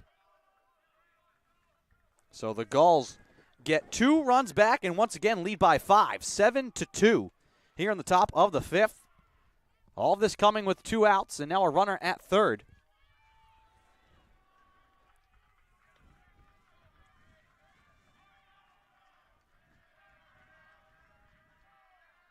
Graham Jeffries delivers home. Down low.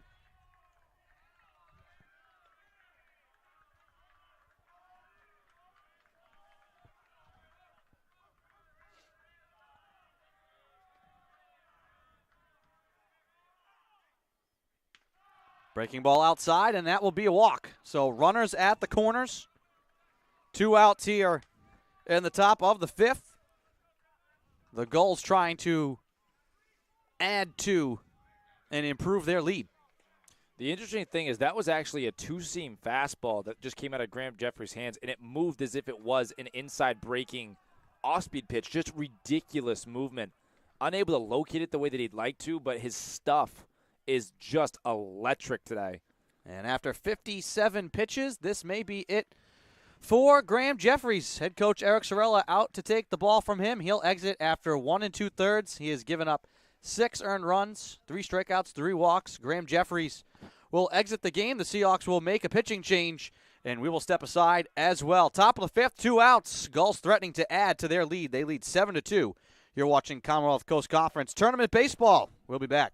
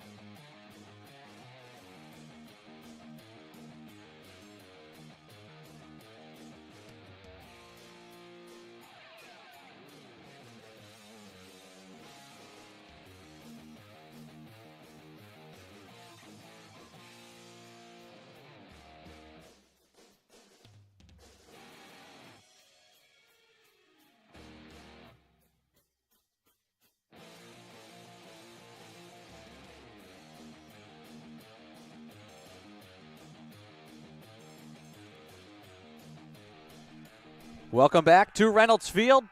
Eddie Hardiman has been brought on for the Seahawks to face John Mulready, the catcher, who's 0 for 1 in the game. Gulls right now with 10 hits in this game officially. Obviously, scoring decision subject to change, so for now, it's 10 hits, and Mulready gets hit. So it will be bases loaded. The Gulls have had numerous opportunities to really break open this game early on. Pat Maybach was able to close the door. But now, threatening with 2 outs, bases loaded once again, the Gulls a chance to expand right now what has been their largest lead, 5 runs. And the closer that we get to the 9th, the closer you really get to the opportunities where you can't just scratch across a run, and you need the big flies, things of that nature. So you really want to protect the 5 that you're already down by and do everything in your power to not let that turn into 6, 7, or anything more than that. Hardiman dealing now with Perkins, who's 2 for 3, has 2 RBI and a strikeout. Hits this one to right field, but foul.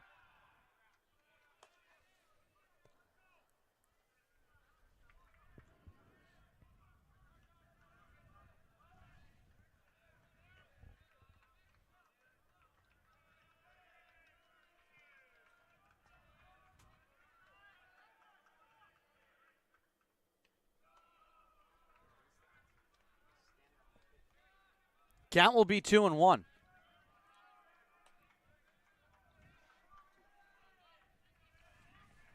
Bases loaded, 2 outs.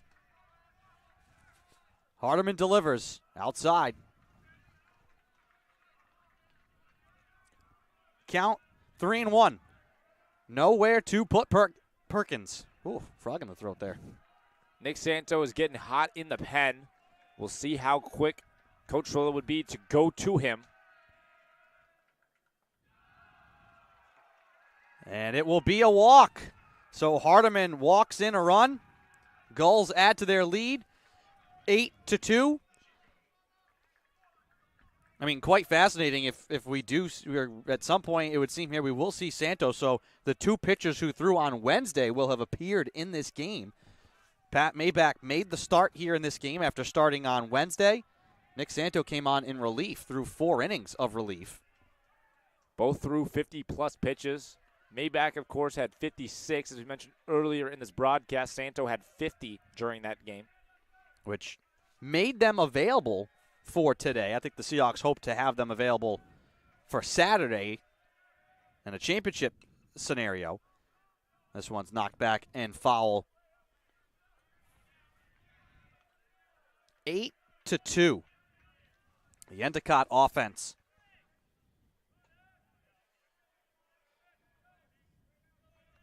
Could have had more runs. Threatening to do so here.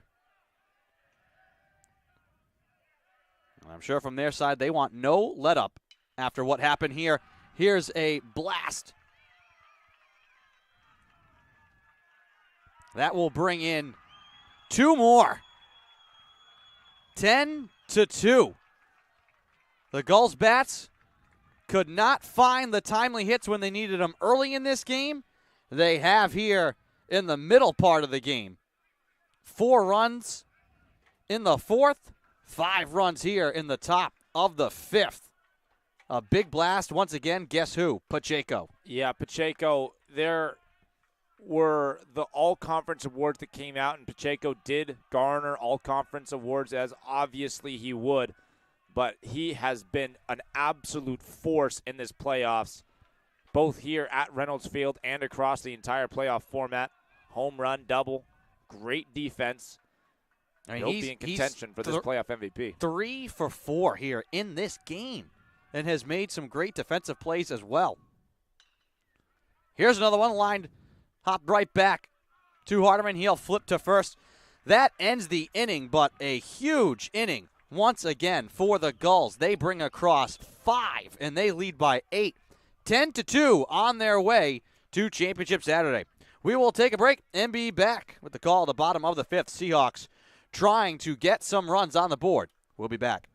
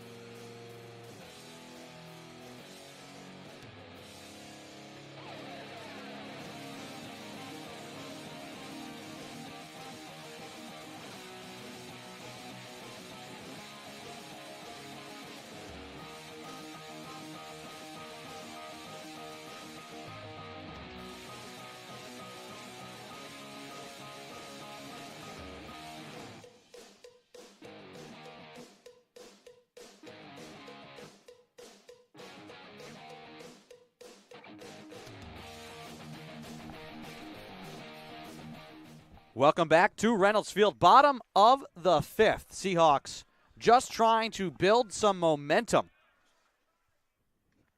They trail now, though, by 8 runs. The Gulls had seen leads evaporate in 2 games here last week, which knocked them out of the top spot in the conference. This time, trying to leave no room for the Seahawks to make such a comeback. Tyler Canoe, 1 for 2, leads off here. Swings at this one. Popped up right to second. Who else? Pacheco. He is all over the place here today for the Gulls. It makes sense he would make the first out of the inning after just an offensive explosion that he was a part of himself. Good start to the inning for the freshman Connolly.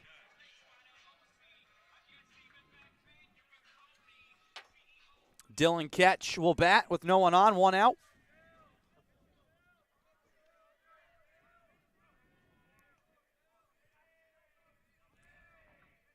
And if you're Salve, this is not even about looking at the scoreboard. It's just about putting one good at-bat after another. Yeah, if you want to come back from 8 runs, you cannot think about the fact that you're down by 8 runs. You have to play good baseball from here on out without ever stopping the trend of good baseball, both from a pitching, defense, and offensive perspective. You have to be just electric in all 3 facets of the game to come back from 8 with only 15 outs remaining. 14. What this has done, too, really, is allowing Connolly to stay in this game. It has. When it looked like he may have gotten a hook earlier, Dylan Ketch will take a walk here. Good discipline from him at the plate. Connolly so far, 4 to third, 2 earned runs, 3 Ks, 5 walks. He hasn't been perfect, but the Gulls, with their offense, have allowed him to not be perfect. And on top of this game being an important game for him to go out and win and compete and be a part of today's win, he's a freshman. For him to get the confidence that he may need in an NCAA regional game by coming in a semifinal game here today, it'll give him confidence the next time he's on a mound, and the next time he's on the mound will be a regional. McCarthy lines this one up the middle. His bat stays hot. Base hit. So first and second with 1 out. And if you're Salve, like I said, this is just all about you can't waste any opportunities. So runner in scoring position, 1 out. And normally you might think if this had been 5-2, you would think maybe here about a sacrifice to put second and third. But chasing 8 runs, you have to have swings. You need hits pretty much at every at-bat. Yeah, you're no longer sacrificing outs for advancements on the base paths. It is swing away and just hope good things happen.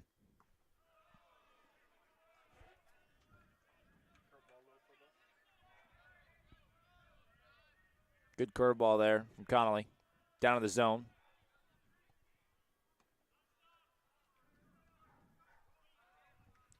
Counts 2-0. 2 on, 1 out.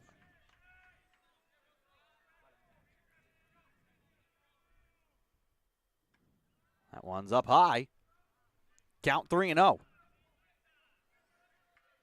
Justice Welsh, who's been having a good day, is on deck.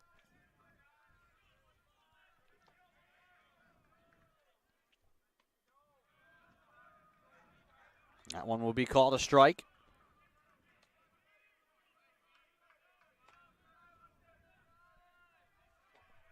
Three and 1 to Petrosino. The pitch. Called for a strike. Good battle here from Connolly to battle back. Great pitch there, upper part of the zone.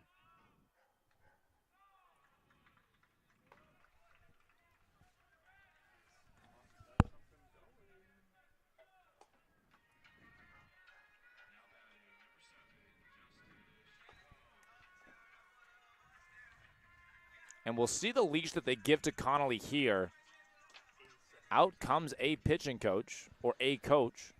So our mistake here, again, with the fog, was difficult to see the change. Alexandra Zazer has been this pitcher here, the graduate student from Naples, Florida. So that one's on us. But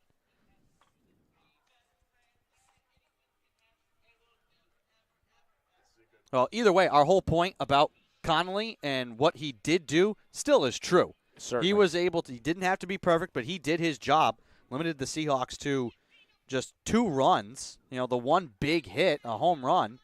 So other than that, he had done his job. And now you turn the game over to a graduate student righty. And that seems like an appropriate move. Up by 8 in the 5th. Get you to the 7th with a grad student. Although, here's a huge spot for a grad student. Bases loaded, 1 out. First pitch is a strike.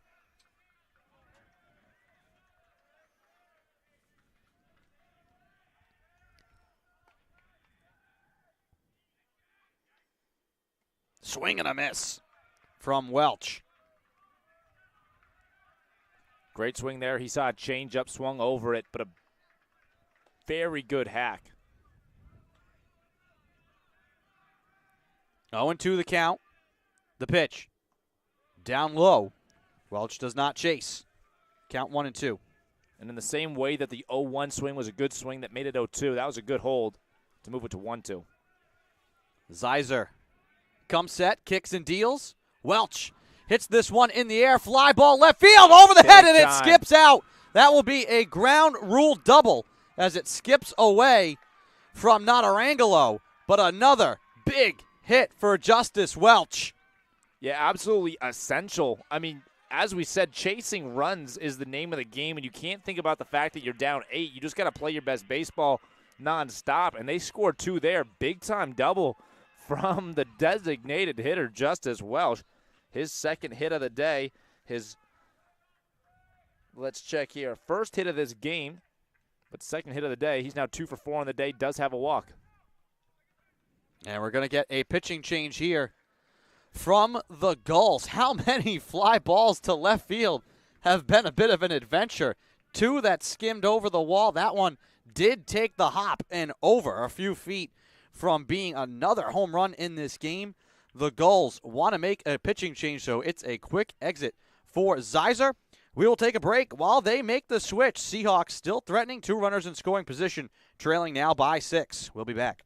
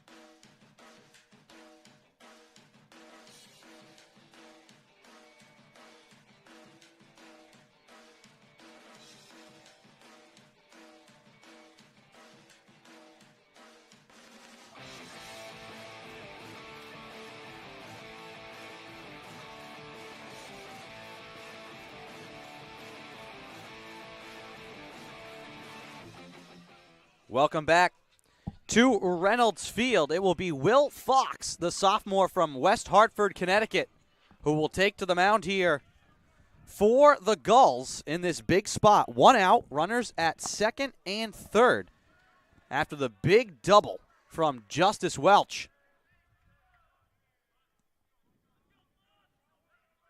And Will Fox comes into a jam. Runners on second and third, just the one out. And the sophomore captain, Brandon Grover, at the plate. And he showed bunt. So we talked about the Seahawks not really maybe be willing to sacrifice outs for runs. I believe if Grover goes to bunt here, he will be bunting for a bunt single. He takes here. Count 2-0. Good hitters count. Certainly a green light. Grover is looking to attack a fastball right here, right now. 6-run lead here for the Gulls. Seahawks trying to chip into that. Fouled off. Oh. No. It is a balk. It looks like they're going to be calling a balk, which does two things. A, the runner scores from third, and the runner from second advances over to third. But also, that strike doesn't count, so the count stays 2-0. And a run comes in to score, Andrew. That is 3 this inning so far. And now another runner just 90 feet away, only the one out. Well, that could be calamitous here for the Gulls. Obviously, still in a good position, leading 10-5, but you don't want to give away a big number. Grover hits this one up the middle. Seahawks are within 4. Well, the comeback kids are striking again. They have been down all day, but they seem to have a response anytime that lead extends back to just 4, 10-6. We're only in the bottom half of the 5th inning, and again, there's only one out. 1 run through 3 innings between both teams, 14 runs the last 2 innings, and this inning isn't over yet. The offense just coming alive for both teams. And part of that is, again, the nature of the tournament. You know, both teams are going to have to start going deeper and deeper into their pens. You know, we're a long way from this game being over now that the Seahawks are able to claw back here and make this a 4-run game.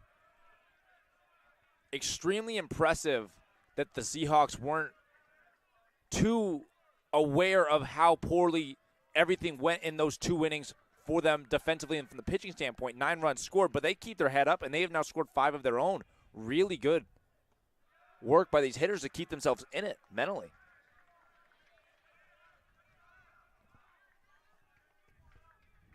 One and two the count here with 1 out to Veneruso.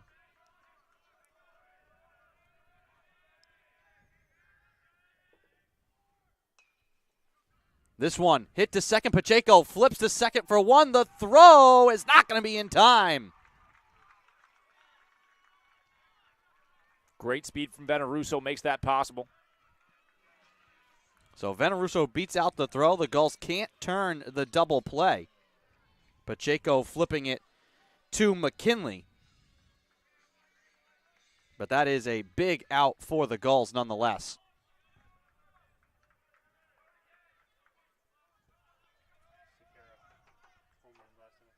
Dustin Cicada now will bat. He had the home run last inning. This ball will get away from Mulready, and so Veneruso will take second. And the last time that Dustin Cicada came to the box, of course, he hit the home run. He did so with Chris Veneruso on base. He sees that again here. 1 for 2 with those 2 RBI on the home run. Seahawks have put up 4 runs this inning, answering the 5 that the Gulls put on the board in the top of this inning. Just a huge response. That one hard hit and fouled off. You know, for Endicott, right now, leading 10-2 coming into this inning, have to feel really good. A little bit of unease now. And especially knowing that they've had, in the last week, just last Friday, 2 leads evaporate in front of their own eyes, one being a 5-0 lead. Like we said, Endicott, undefeated in the tournament, needed to win today and win tomorrow, and you're champs, but having to go through the Seahawks to get there on this field, and it will take a lot to knock out the 2-time defending champs who are playing with hearts of champions here in this game. This one popped up into foul territory, and that one will drift out onto the street.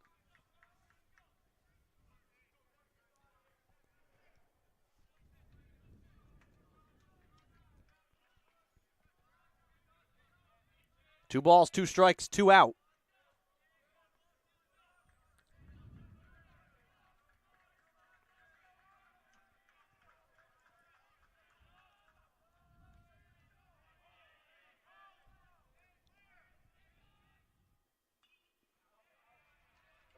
Fouled off. This is a really good fight from Dustin Cicada here. That run over at second base, runner, Chris Veneruso, would be a crucial 7th run for the Seahawks to bring this back to a 3-run game, and that is well within reach. Cicada having a good fight, obviously trying to get the RBI single here. Von Emmen trying to get out of the inning. Fouled off again.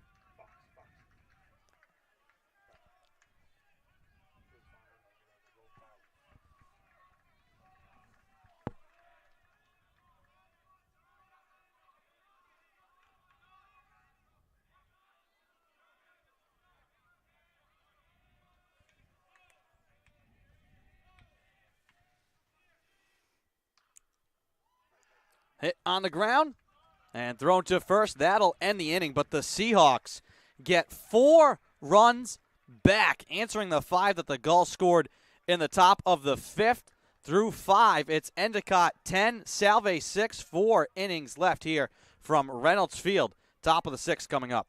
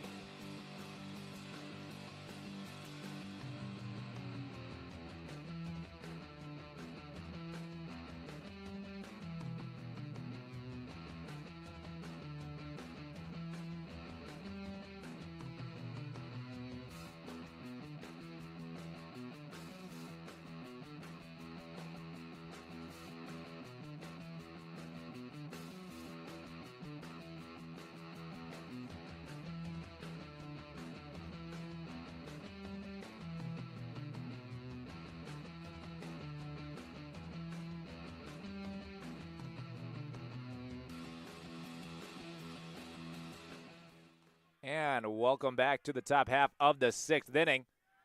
Eddie Hardiman back out on the mound, facing the heart of the order. It's 9-1-2, McKinley, Millar, and Spur. This is, of course, Hardiman's 2nd inning of work, and he is now pitching with only a 4-run deficit to his name.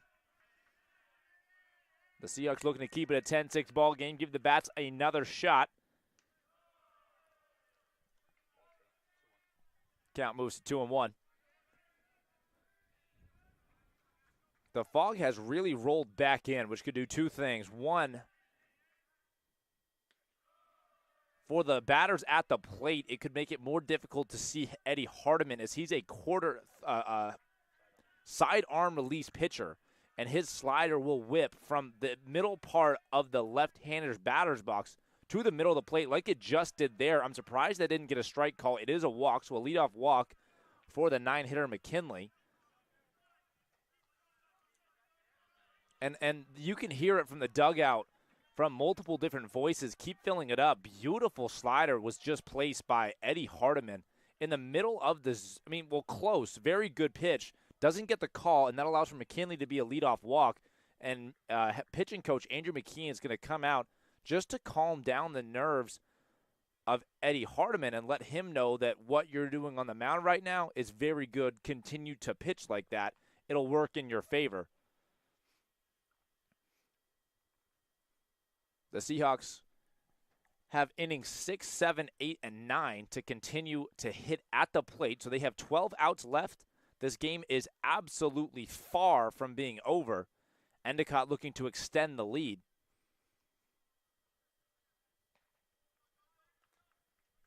In the bullpen is still Nick Santo.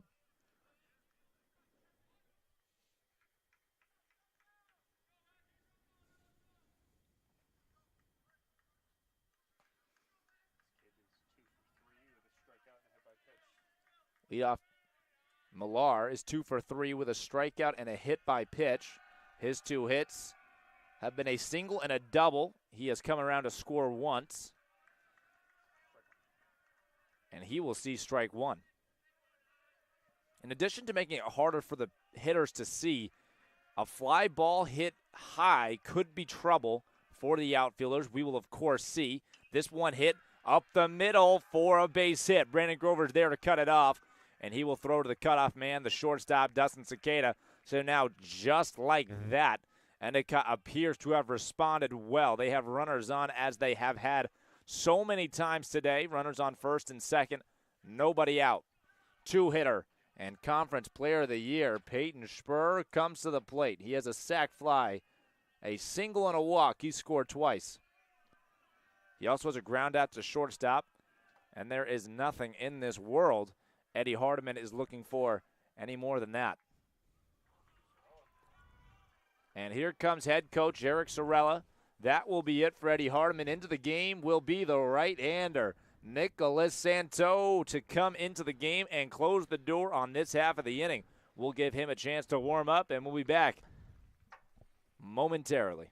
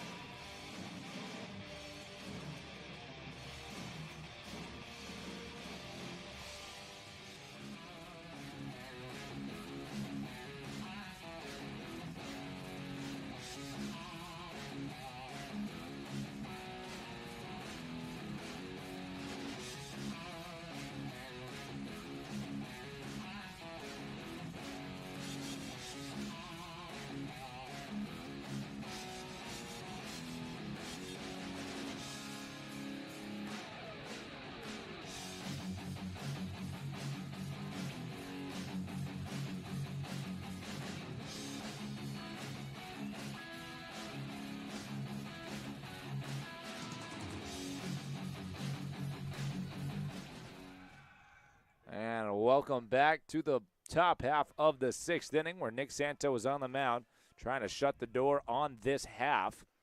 He comes in. The Endicott dugout is lively, to say the least. They're chirping. Great pitch from Santo. It's the curveball. Of all the things that we have come to expect from number 50, it is for him to come into the game and mix 3 pitches for strikes. That's a fastball, a cutter, and a curveball, and he starts off his day with a beautiful curveball for strike 1. So he's the 4th pitcher that the Seahawks have used today. We got 3 innings from Pat Maybach. Gave up the 1 run on 4 hits. Graham Jeffries went 1 2/3. Gave up 8 runs on 6 hits. All 8 of those runs were earned, while he struck out 3 and walked 3. And Hardiman, just the third of an inning. Recorded 1 out, 2 hits, 1 run, earned 2 walks as well. No strikeouts for Hardiman. This one swung on, hit. Right side, Veneruso there. Quick throw on the run, money. Nice play by the second baseman. On the run, charging quickly. He fields it, fires to first, in time to get the first out. 2 runners do advance. Now a runner is just 90 feet away. 2 runners are in scoring position.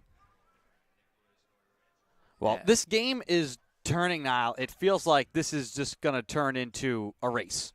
The Seahawk bats started to come alive the last 2 innings. The Gulls have honestly been hot all day, just couldn't find the right hits at the right time early on. An intentional walk has just occurred. They intentionally walked Notarangelo, put him on first base. That opens up a force out at every base. The double play back in order.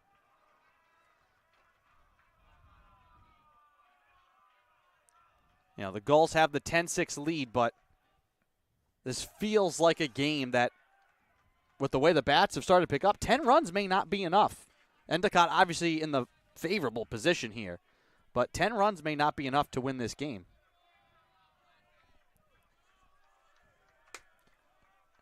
Good strike one from Santo. Had the curveball, missed with the changeup there.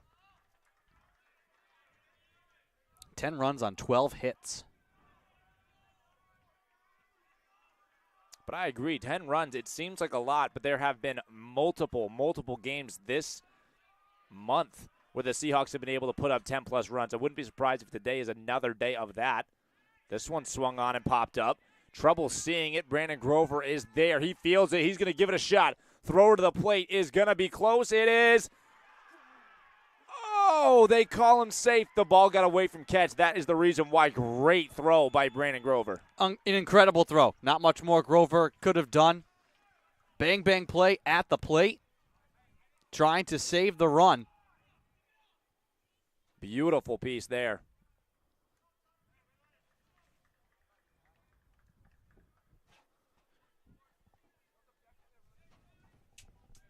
Although the runners for the moment appear to be back on second and third, I don't know. They advanced on the throw, I believe. Yes, loaded bases, pardon me. So Nardone gets another RBI.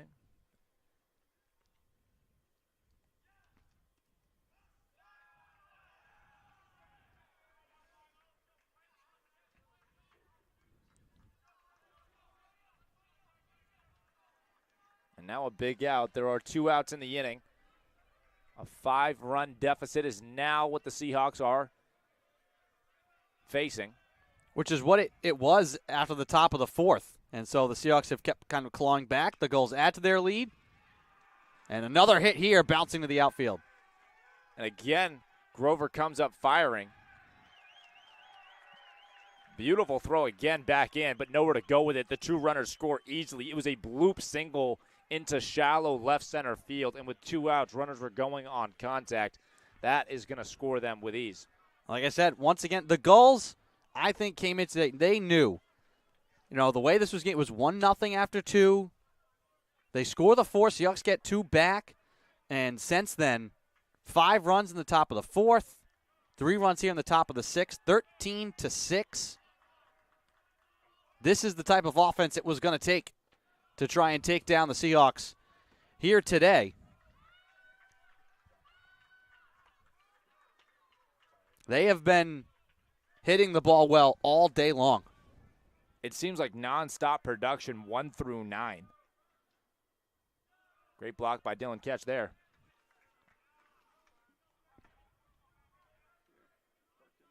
Perkins is now up. He's reached base 3 consecutive at-bats, a single, a double, and a walk, all in consecutive innings. His 3 RBI as well. Did strike out once.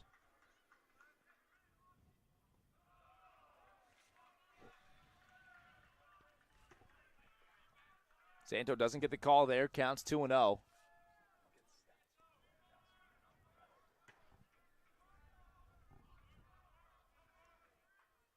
Two-0 pitch.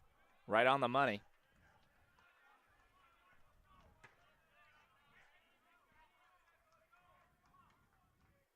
This has just been so big from the Gulls. Seahawks, every time they've kind of countered here, the Gulls answer right back. Exactly right. I mean, it's a momentum game, and there just seems to be parts of the game where the Seahawks have all the momentum, and that always seems to come directly after the Gulls seem to take that momentum themselves, and there's just this continual game of... It's a roller coaster. Exactly. Or seesaw. Maybe we could come up with a bunch of analogies. You really could. But it's not like no team is grabbing the momentum. It's that the momentum keeps flipping from one side to the other. 3 runs have scored this inning. It's a 2-2 count here. This one swung on, belted, foul. Count stays 2 balls and 2 strikes.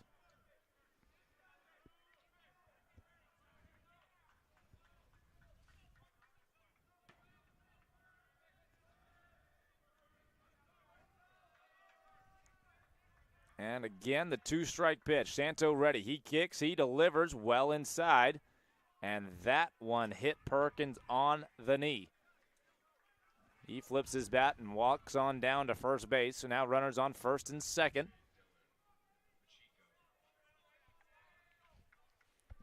And the man that nobody wants to face is going to come up here. Pacheco has 3 hits in today's game. He's been a monster at Reynolds Field. Yes, he has. He's in a big spot here. They're already up by 7. Looking for continued momentum. This one swung on, pounded. Foul. That ball traveled 300 feet in the air, but just a tad bit foul of the left field foul line. And, Pacheco, a sophomore from Dartmouth. I mean, aside from the 2 games last weekend, and again, in a way, I mean, for the Gulls, we talk about it like the history of Endicott and Salve and recent memory. But honestly, to a lot of these players, what does that mean to them? They haven't been a part of it. Last weekend was regular season. This is postseason. And the Gulls have to feel good right now about what they're doing here in this building. They certainly do, but Field. I think as they come into any playoff game, they recognize that there is a battle for the big brother kind of mentality that you bring into every season. In recent memory, that's been Salve Regina University, who kind of is top dog. Endicott wants that spot. This one's hit. Veneruso can't get there. Over his head. Grover's going to come out, throw to the plate. Will be cut off by Canoe. And 1 run will score, so a 4-hit day for Dylan Pacheco. Just an unbelievable day, production-wise. At the plate, in the field. Fantastic. I mean, you really don't expect to see that kind of production in a championship semifinal game between the number 1 seed and the number 2 seed. The 3 hits is a very good day, but to have a 4-hit day and another RBI here, just remarkable. Great pitch from Santo, curveball, breaking over the outer part of the plate. Gorgeous pitch. Count 0-1.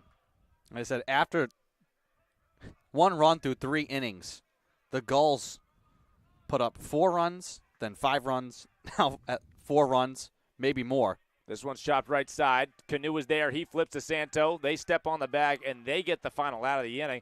So that will do it for the top half of the 6th. Another eventful half inning, as you were just saying, but we head to the bottom half of the 6th. The Seahawks chasing runs yet again. The score is 14-6. We'll be back.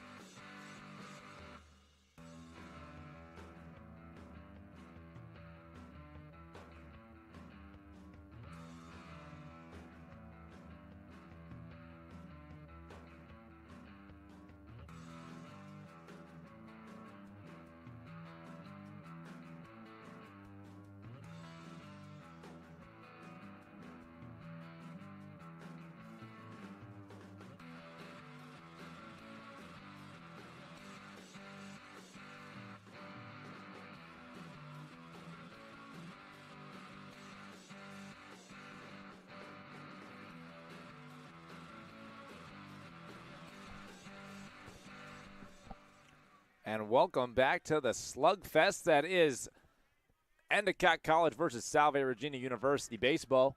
The score is 14-6. This is not a New England Patriots game. This is baseball. Bottom six, 14-6. You heard it correctly. Here's Matt D'Amato leading it off for the Seahawks. He swings big time. Yeah, you know, when Salve and Endicott meet in baseball, you want to score touchdowns, not field goals. So 2 field goals on the board for Salve. And that's the deficit.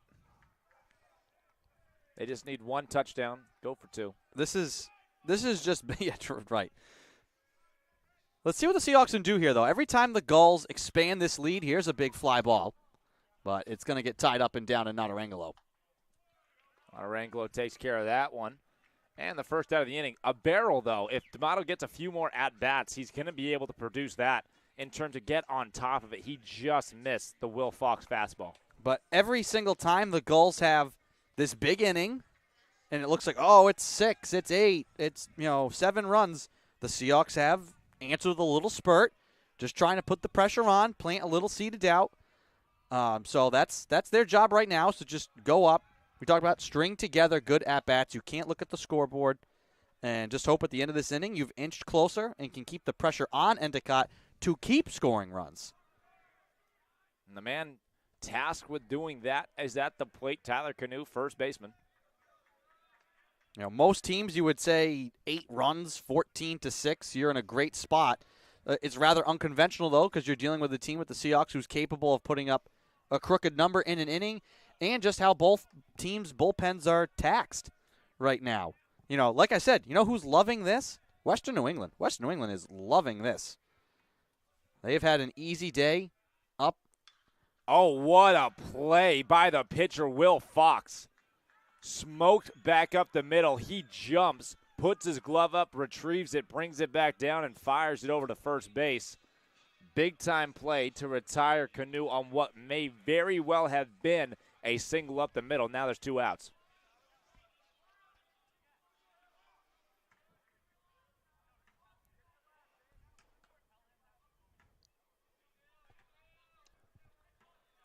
Yeah, final up in Dudley. Western New England eliminates Nichols 14-4. So a big offensive day for the Golden Bears. So they're sitting watching this game. If Salve wins, Endicott will play Western New England. If the Gulls win, Western New England will go up to Endicott. Gulls will just need to win 1. Golden Bears are hoping to win 2. But they can sit back and watch this one now. Yeah, it certainly is something that they're excited about. The Golden Bears are overmatched when it comes to talent that's been recruited to the roster, but when it comes to pitchers who are available for tomorrow, Endicott has had a lot of difficult games under their belt in this tournament, with Roger Williams yesterday going to the max in a big-time game, and then today's game going the way that it did. They're having to use 3 pitchers so far already, and the way that the Seahawks are playing offense, they might have to use more than that. There's already somebody getting loose in the bullpen. So as you're saying, I mean, Western New England certainly is excited to see this, no matter how it turns out, because the Seahawks will also have to use more arms. Great piece by Dylan Ketch. Nice play by the first baseman. He'll go over and step on first, and that will do it for the bottom half of this inning. The Seahawks go 1-2-3, retired in order, and we go to the top half of the 7th inning. The score is Endicott leading 14-6. We'll be back.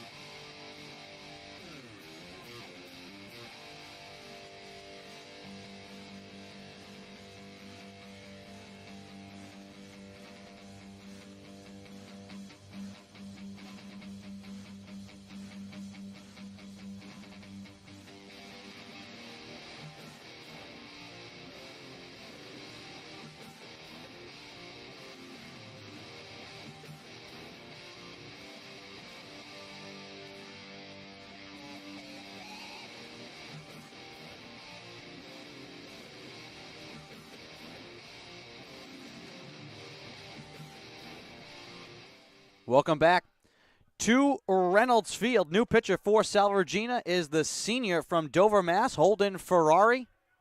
He takes the mound here to deal with the shortstop McKinley. First pitch will be a strike.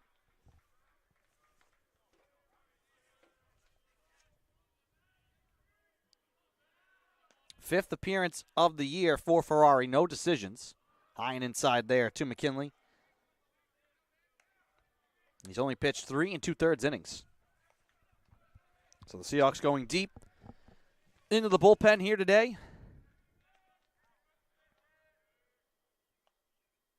Pitch is low. Count 2-1. And both squads still have pitchers staying warm and loose in the bullpen.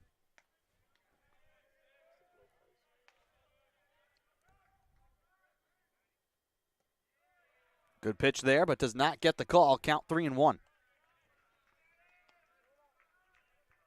Endicott leading 14-6. They jumped on top and have been able to maintain and add to their lead. Seahawks put across 2 on a home run from Cicada in the bottom of the 4th, 4 runs in the bottom of the 5th. And this will be a walk to lead off the inning.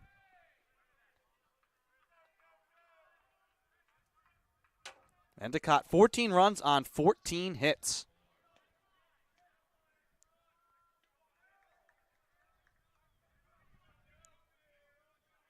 And they left runs out on the field through the first 3 innings.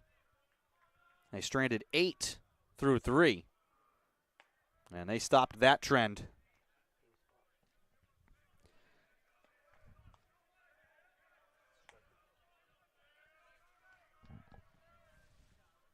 Ferrari looking in for the sign. He kicks and delivers down low. Count 1-1 here to Millar, the right fielder, who is 2 for 4. No RBI, has struck out once.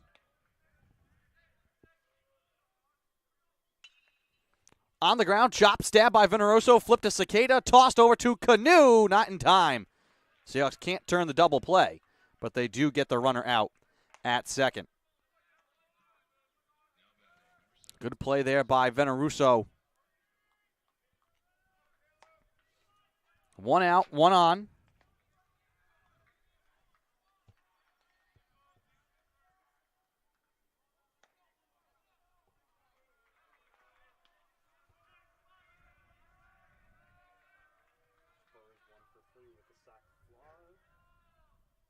Spur lifts this one up and out of play.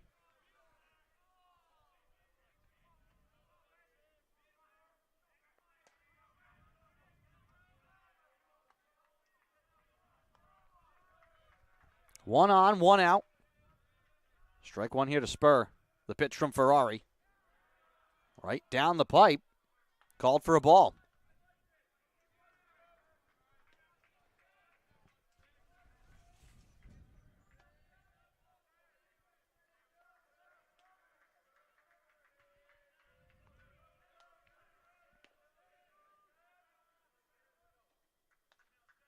Here comes the 1-1. In the air. Fly ball. Grover calls off Cicada and Veneruso again. 3 players all running to the same spot. Good job there by Grover. If you couldn't hear him, he called that for himself. He makes the grab. 2 away.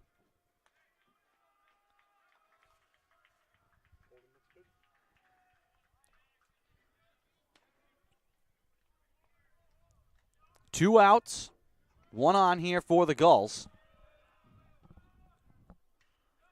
That's fouled off to Notarangelo. 1 for 3 with an RBI. And was intentionally walked last inning in what was a 4-run inning for the Gulls. Here's the pitch from Ferrari. Swing and a miss. And that was a beautiful slider there from Ferrari, just perfectly executed inside breaker to the left-handed hitter.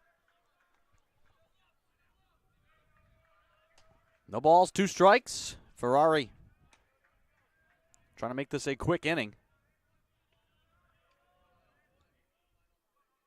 He delivers, runner goes. Catch thought about it now, throws Cicada. Not going to be there in time. A little bit of a double clutch there from Ketch on the throw, and that made it late. Runner is safe with the stolen base. It was a really good transfer from catching it to his arm side, but just didn't get the right handle on it. Had to go back to re-grip it. Not quite in time. So another runner in scoring position here for the Gulls. Here's the pitch home. That one skips. Ketch picks it and chases Millar back to second.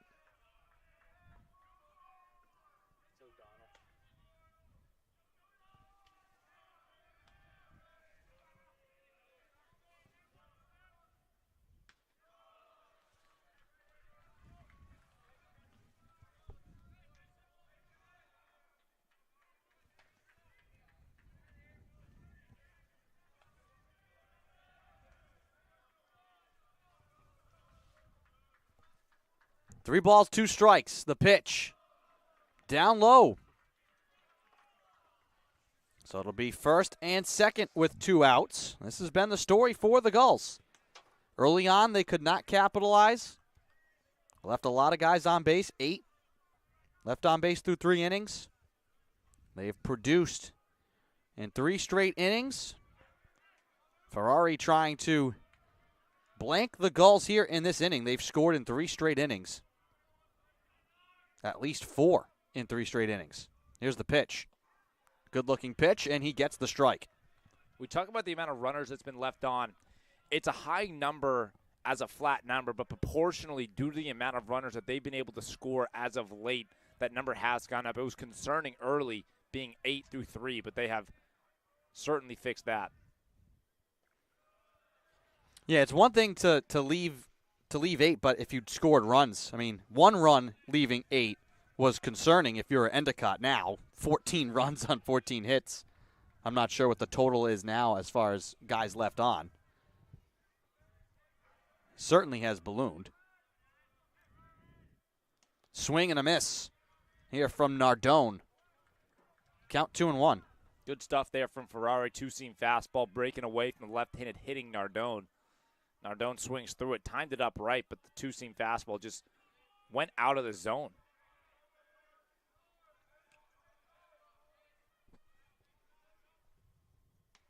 Swing and a miss. Down goes Nardone. Ferrari comes in and he can get the job done. The Gulls cannot get anyone else across, so they are blank for the first time in 3 innings. We head to the bottom of the 7th. Endicott still leading, though, 14-6.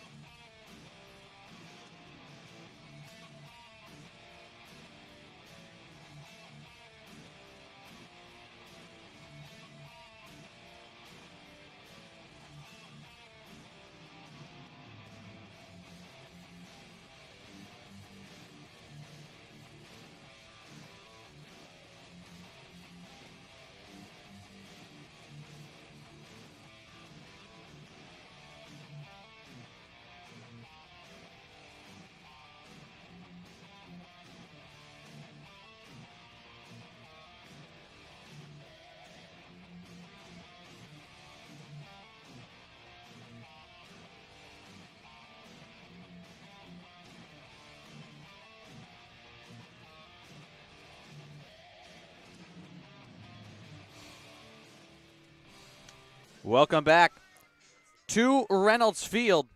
Bottom of the 7th. Seahawks trailing by 8. They've trailed all day long. Every time they claw a little bit closer, the Gulls have an answer.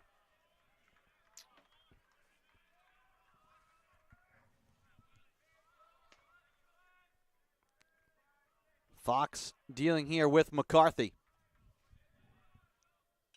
McCarthy lifts it in the air. Called for at short by McKinley, and he makes the grab. And there's one away. Well, Fox has certainly settled in. A little bit shaky when he first came into the game. Few runners got on early, but he's been able to set himself down, have a good 4 straight sat down batters so far, as of right now. Petrosino now with 1 out.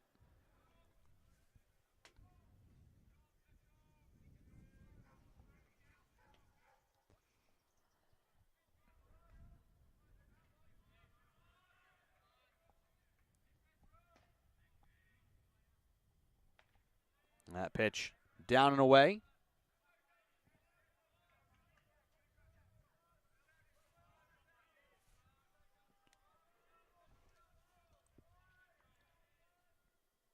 Fox delivers high here.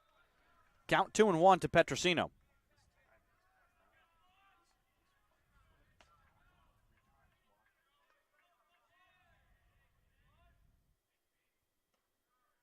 Inside.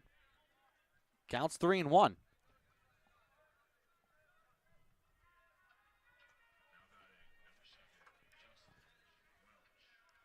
That must have been ball 4.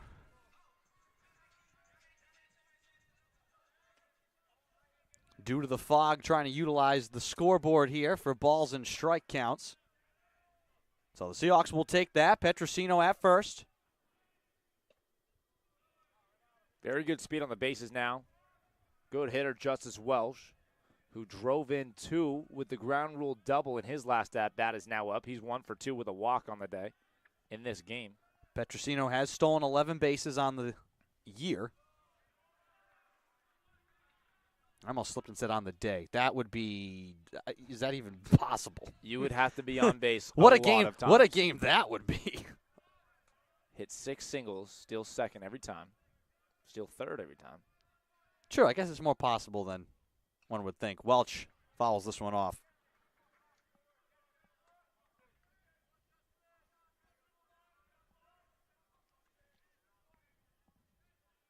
At what point, if that ever happened in a game, does the pitcher check on the runner like 19 times before throwing home? I mean, just out of principle, not letting it happen. I'm actually just going to turn and keep throwing to second. I'm not. Welch fans on that one.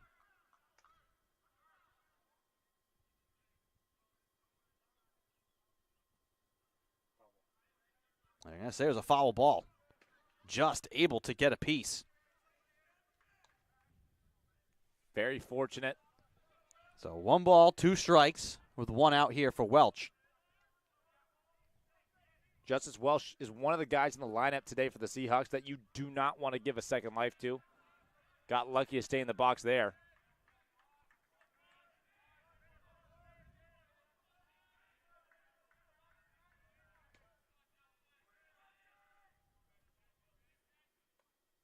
Swings and misses at that pitch. Nasty looking pitch from Fox. He gets Welch, and there's 2 outs with 1 on. Fox had to be very good in that at-bat to shit Justice Welsh down.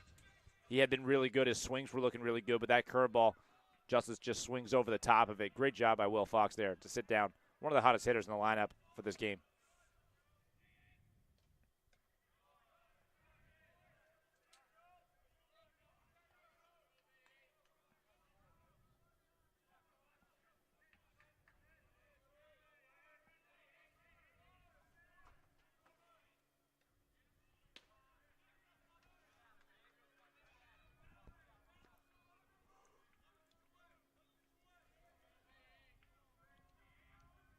Two outs. 2-0 the count. Fox delivers, and it's fouled off.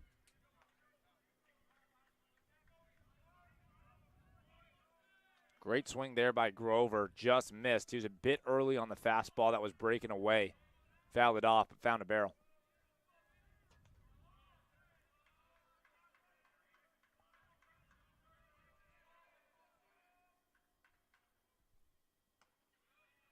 That pitch is outside. 3 balls, 1 strike.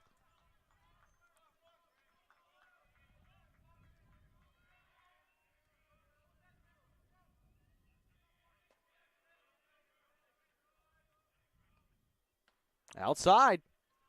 So the inning will continue. Runners at first and second. 2 outs for Chris Veneruso.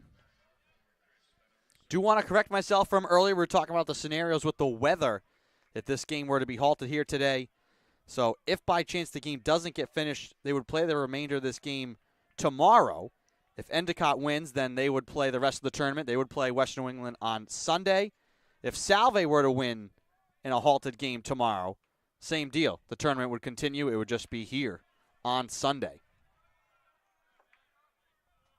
Obviously, because Western New England has to know where they're going. Not just going to pick up the phone at not going to make them come here for a game they might not have to play. Well, right now, things are looking very good for the Seahawks. Elite speed on the base paths, about 2 of the fastest runners on the team in Brandon Grover and Tyler Petrosino, and now a 2-0 count for Chris Veneruso, who is a very good hitter, especially when he's able to identify the pitch that he's going to be seeing. It appears that it won't be the curveball after the miss there.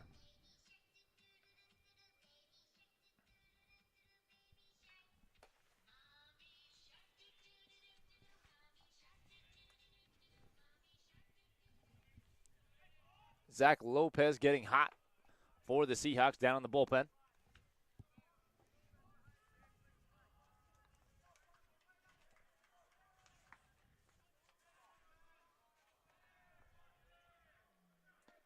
Foch Lovejoy warming as well for the Gulls. Here's the pitch from Fox.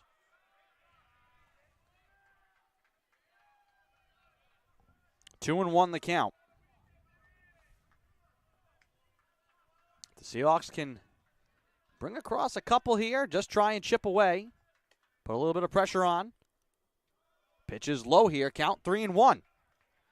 There it is again on the 2-0 pitch. Veneruso got a fastball. Brought the count to 2-1. And there Fox goes with the curveball. Misses with it again. Counts now 3-1. Most likely Veneruso will see a fastball. Fouls it off. So count is full. 3-2.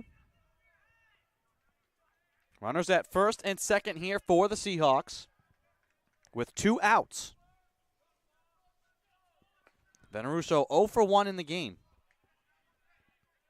Runners will be taking off on the pitch. Veneruso will be expecting the fastball. Here it comes. And he fouls it off.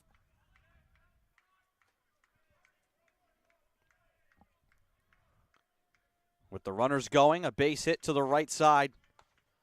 Should score 2.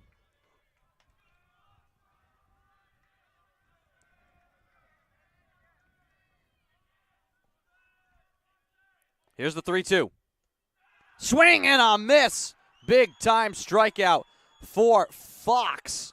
Seahawks will strand 2, and we head to the top of the 8th. Endicott leading 14-6.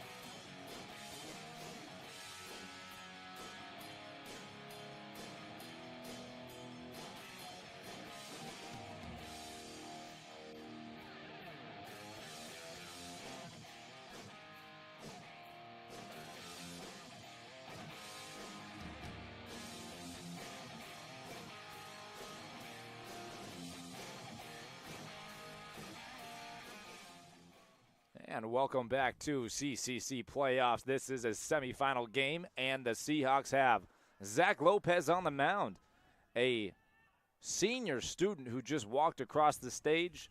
We are student athletes after all, and Zach Lopez just graduated. Congratulations to him and his family. Here he goes, pitching for his second time this tournament. First pitch he throws, fastball up above the zone for ball one.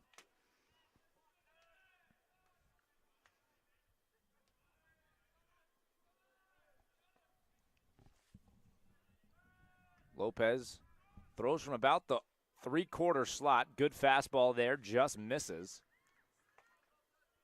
Lopez with a good fastball, plays anywhere from 86 to 90 during game, and bullpens has gotten up to 90, 91.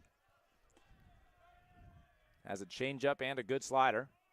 The 2-0 pitch, fastball, swung on, fouled back.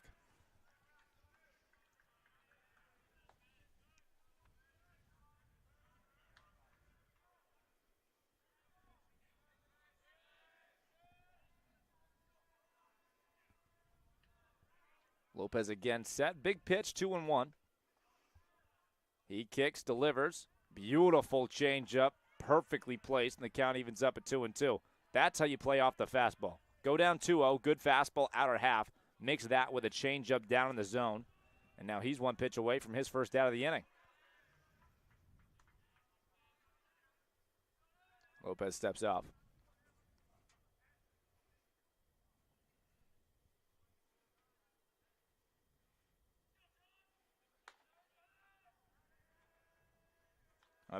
I'm a bit unsure of what the umpire just told Lopez. Umpire had something to say. Can't imagine what it would be. Nonetheless, Lopez back on the mound. He has his set, has his sign. The 2-2 pitch from the senior. Kicks, delivers, curveball up above the head of the Endicott hitter. This right here is Mulready, the catcher. Like so many others in this game, Mulready has been good. He's been on base 4 times, only gotten out once. Has driven in 2 as well. And he will be on base for his 5th, for the 5th time.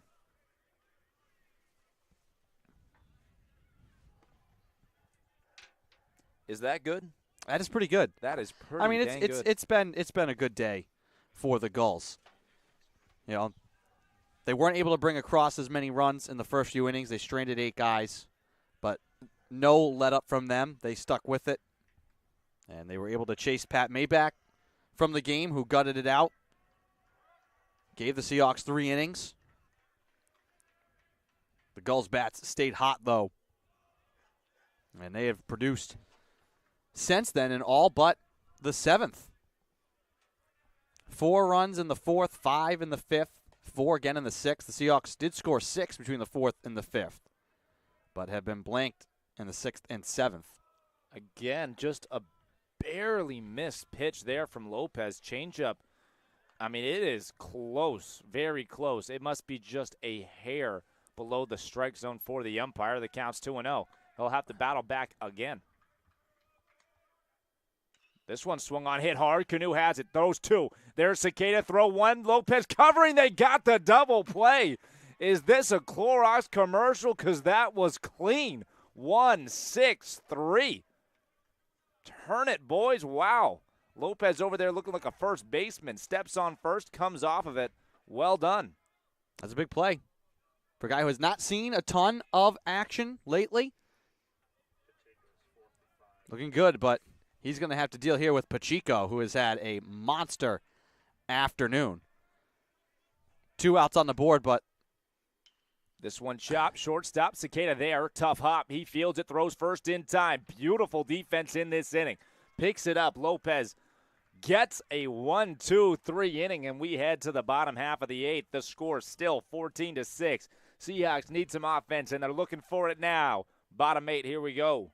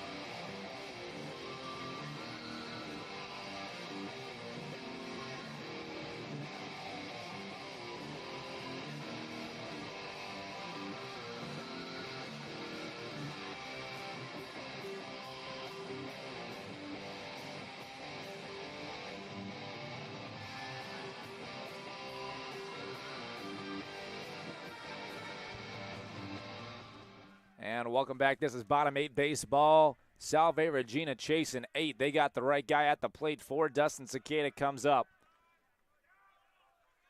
Hit his second home run of the year. Back in the fourth. 2-run shot. And no matter how this game ends up finishing, that at that time was a huge spot for a senior who may be playing in his last game on this field. Just a big-time spot for the senior captain. This one swung on, foul back.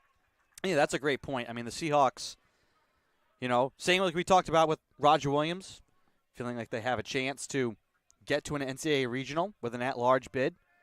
Seahawks feel like they're in a good position as well, potentially, but these would be the last games here on their home field, a place they've called home for 4, 5, sometimes some of them 6 years. This one up the middle, tough play. Nice play by the shortstop. He throws to first, and that is in time to record the out.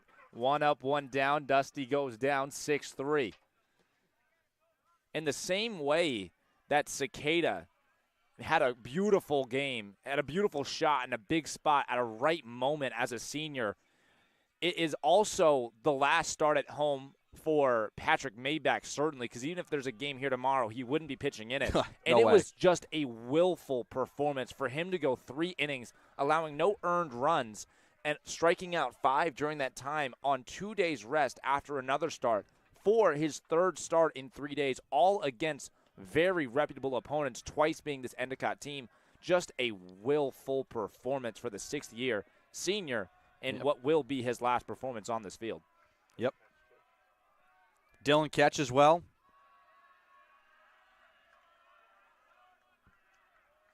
Always been good. And for these players we're mentioning, this field will be home for them whenever they decide to come back. They are fixtures of this organization. That has been, under head coach Eric Sorrell, all of the improvements that have happened here at the field. They have such a strong alumni base. Alumni have come through, and some of them have broadcast experience, like Jonathan Lynch, who's joined us. Great play by the third baseman to field that cleanly, and he throws to first in time. That is the 2nd time he has robbed a Seahawk of a base hit in this game. Matt D'Amato goes down 5-3, but that was just picture-perfect defense. Short hop, backhanded, throws to first. Great play all around. And now Tyler Canoe steps back up to the plate. He has a hit on the day. 1 for 4. Just to finish the point, but the great alumni base that this team has, as you said, once these players do graduate and finish their careers, they're always welcome back. We see players streaming the edges of the field. Again, another play you gotta be to kidding Grabowski. Me. Grabowski has been, as all of Endicott has been today on the defensive side, just a web gem machine. Pacheco and Grabowski playing 2nd and 3rd base have been off the charts. We head to the top half of the 9th inning. The score is 14-6. Into the game is going to be senior Ryan O'Donnell. We'll be back for the top half of the 9th.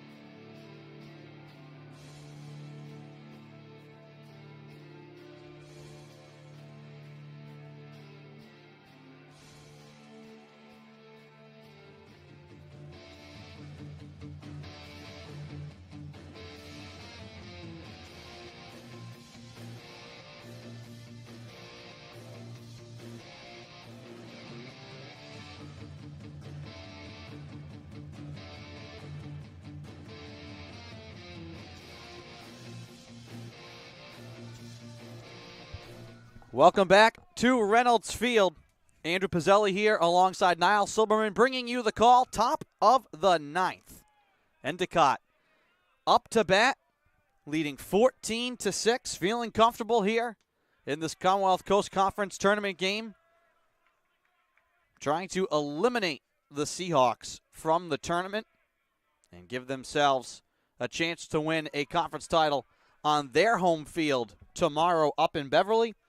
Right now, it's Ryan O'Donnell, right-handed graduate student from Saunderstown, Rhode Island, into the game for the Seahawks. He faces Kyle Grabowski, who is 0 for 5, despite having a great defensive day. Cicada, actually make this McCarthy, fields here. Throws down to first for the first out. So Grabowski really the only guy who did not have a good day at the plate. Everyone else for the Gulls, though, has been incredibly productive. Grabowski has made up for it, though, with some spectacular defensive plays in the field. Well, he's certainly been there defensively, but it was really tough to get a hit against O'Donnell on that at-bat. He started off with 2 sliders, as he does here. That one not called for a strike, but against Grabowski, 2 strikes on the slider, and then a really good fastball located down and in. He forced the ground ball, and then good play by Will McCarthy at third base to retire the opposing team's third baseman. This one hit high, not hard, center field. Cicada comes back, makes the grab. 2 quick outs here for the Seahawks, who trail by 8, obviously needing a lot to go their way. Want to just try and quickly get up to bat here. But there's certainly a separation between what needs to happen offensively and what needs to happen defensively, and it's the job of a pitcher coming out of the bullpen to completely separate those 2 facts. The offense has a job to do, but a pitcher is not involved in that process. So when Ryan O'Donnell comes into the game, it's his job to be throwing his pitches for strikes early and often. That's the job of a reliever. He's done that really well through his first 2 batters here today. And the batter comes all the way over to the third base side to chat with his coach. Yeah, generally the coach is going to go down to the batter's box to have that discussion with the hitter. It's a bit odd that the hitter went all the way down to the coach's box on the third base side to pass Salve Regina's dugout. It's a bit odd. Millar, maybe he had a very important message. He takes strike 1 here. Really late break on that slider. O'Donnell looking phenomenal out of the bullpen right now. This one's hard hit into right field for a base hit, so Millar is aboard to extend the inning. Another hit for the Gulls. They have had a big-time day here offensively. Millar with hit number 4 of the day. He got a hold of the fastball and drilled into right field.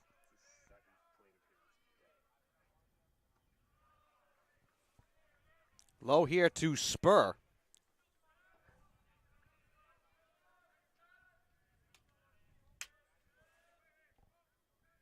Two outs, 1 on here for the Gulls.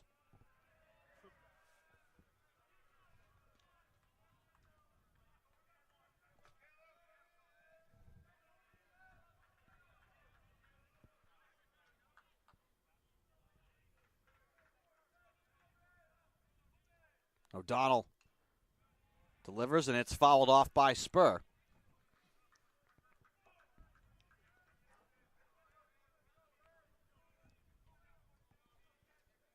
This game almost 3.5 hours old. Swing and a miss from Spur for strike 2.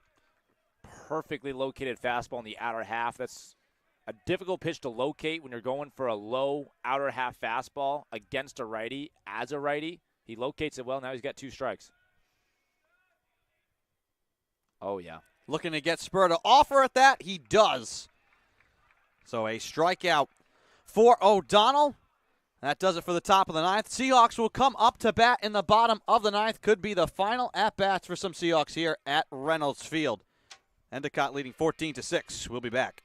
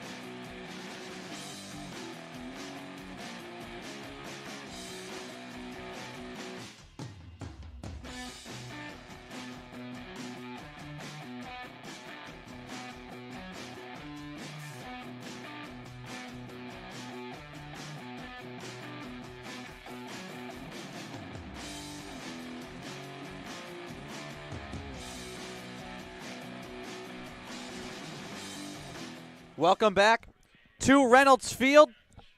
Bottom of the ninth, Seahawks trailing by 8, and it will be Dylan Ketch to lead things off here for the Seahawks. Their all-time hits leader.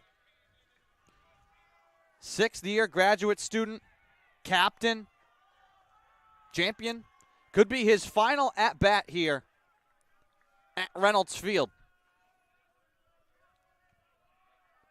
Big moment. This is a legend around campus and certainly on this field.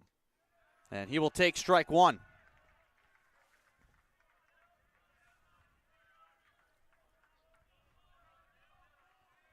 Started his career as an outfielder. Got the moniker Clutch Catch. Knocks this one on a line, and that will be fair. And how cool is that, Andrew? So Dylan Ketch with a double and what could be his final at-bat as a Seahawk. Seahawks, if they're not able to mount some sort of miracle comeback here, are going to obviously have a bitter taste in their mouths, but that is a feel-good moment for Dylan Ketch. The all-time leader in hits at this university may have just had his last at-bat on this field, and he does so with a leadoff double, opposite way. What a player. Immediately in scoring position for Will McCarthy, who would love to drive in his captain. Swings here, and it's foul.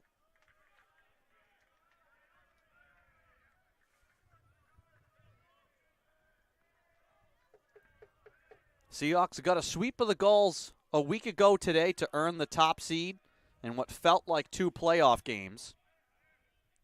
Lovejoy delivers here. McCarthy hits it in the air, right to left field into Notarangelo. 1 away.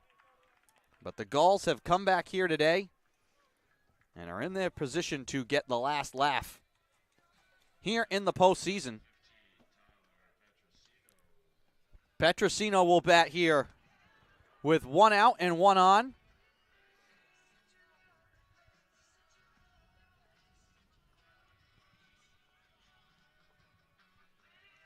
If it were earlier in the game, that swing that Will McCarthy just had would have been a really encouraging sign. He's had a great day offensively. But that was a barreled ball into left field, and that's one of those that if you do that 3 times, you'll find a gap, one of them. So very nice piece. Just didn't go his way. High and inside here to Petrosino. Seahawks eliminated Roger Williams from the tournament earlier today. On the brink of elimination here against the Gulls. Seahawks, 2-time defending conference champions. That crown can get heavy, but they've worn it well.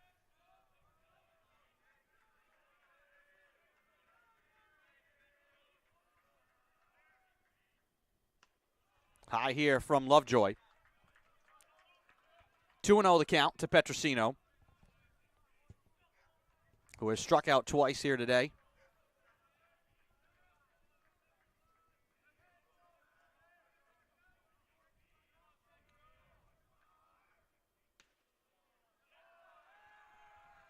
Pitches in there for a strike. Count 2-1.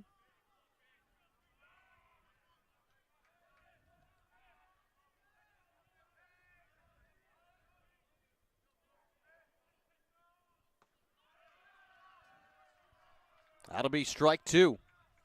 Another good pitch from the pitcher here. That is just a really nice curveball from Lovejoy. And he's now got 2 strikes.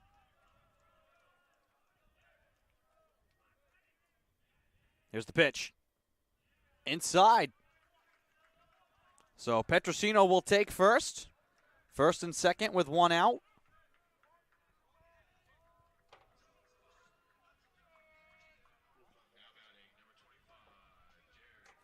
And we get to see Jared Beniers bat here for Salve Regina. Senior from Abington, Mass. So many cool moments that Jared Beniers has brought to this field. None less than the home games this year where there would be a fan section dedicated to the man they call Bingo, with the massive cutout fat heads of them that they would all stand out there and raise and cheer for when he would go out and play center field. An absolute fan favorite. Swings and misses here. Count will be 1-1. 1 out, 2 on here for the Seahawks.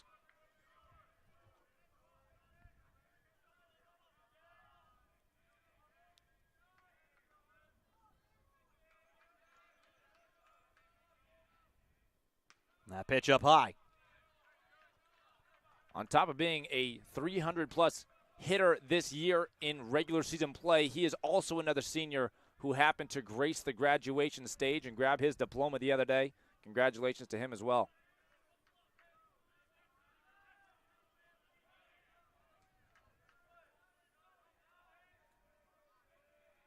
Here's the pitch. Knocked foul by Beniers. Count is 2-2. With 1 out, 2 on here in the bottom of the 9th. Endicott leading comfortably 14-6.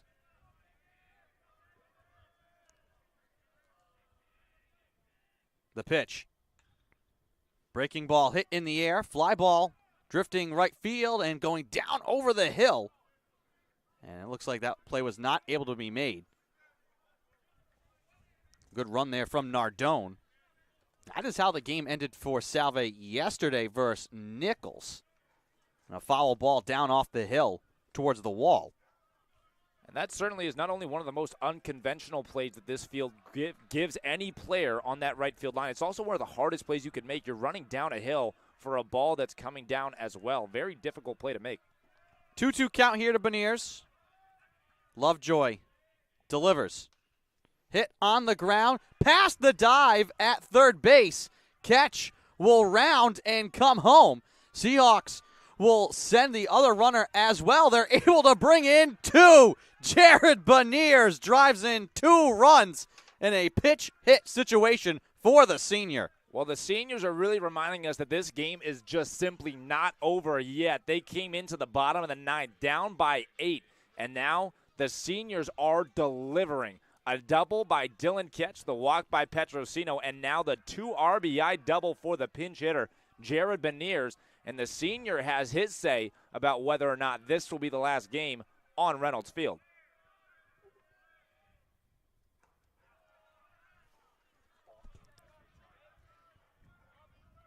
Those are just 2 great moments there for Ketch and for Beniers. Talk about this could be their last games on Reynolds Field.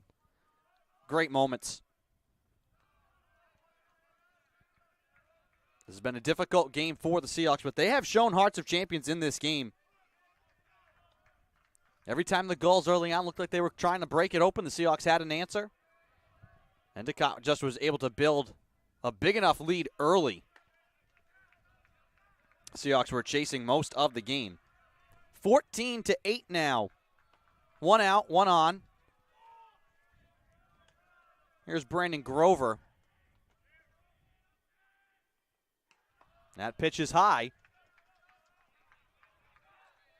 3-1. Gulls are in a great position, but like I said, Western New England is watching this and loving it.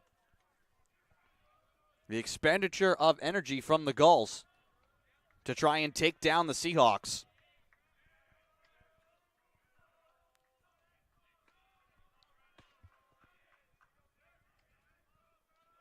The pitch.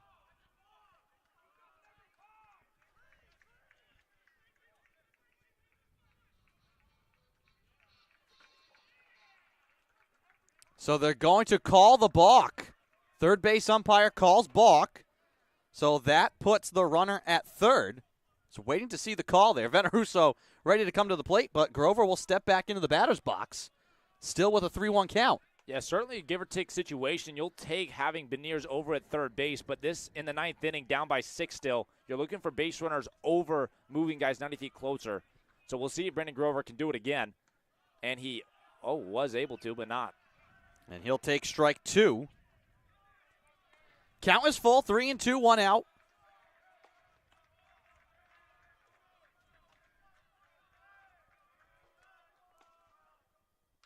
Grover hits this one in the air, deep to right field. It's going to bounce against the fence. Grover will stand in with a double. Home comes Beniers. 14-9. And back-to-back doubles from the senior Jared Beniers, and now the sophomore Brandon Grover. That is 3 doubles in this half of the inning. Really good work from the Seahawk hitters to not take their foot off the gas pedal and continue to put up runs. Now a 5-run game.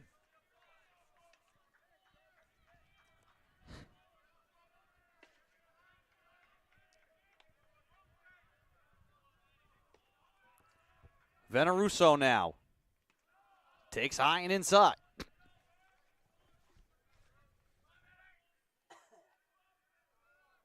And the coach is going to come out, and it looks like they are going to go with a pitching change. This is a lot of respect from Endicott for Salve Regina. Certainly. Leading by 5, 1 out in the bottom of the 9th, and not wanting to mess around. This is a lot of respect. These are 2 of the top teams in New England. We saw 3 of the best teams in New England play here today. Salve eliminating Roger Williams, Endicott and Salve playing here in this game. Don't know if these are the final times those teams could see each other. Who knows? At an NCAA regional, perhaps. I mean, a good way to explain it is the only way you would have seen more firepower on this field today from the Northeast Division III baseball world is if Eastern Connecticut State would have been here as well. Besides Eastern Connecticut State, the number State, 1 team in the country. These are teams 2, 3, and 4 in the Northeast. So, I mean, it really was firepower out in Newport, Rhode Island today. So the Gulls will make the pitching change. We'll step aside briefly here.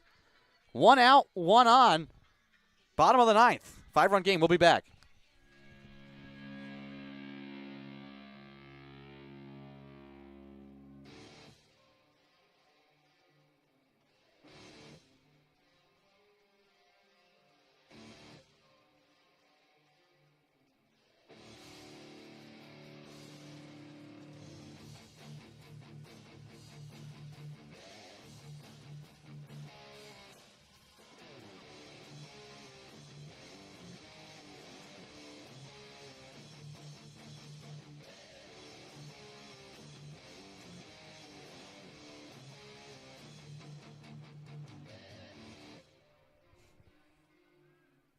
Welcome back to Reynolds Field.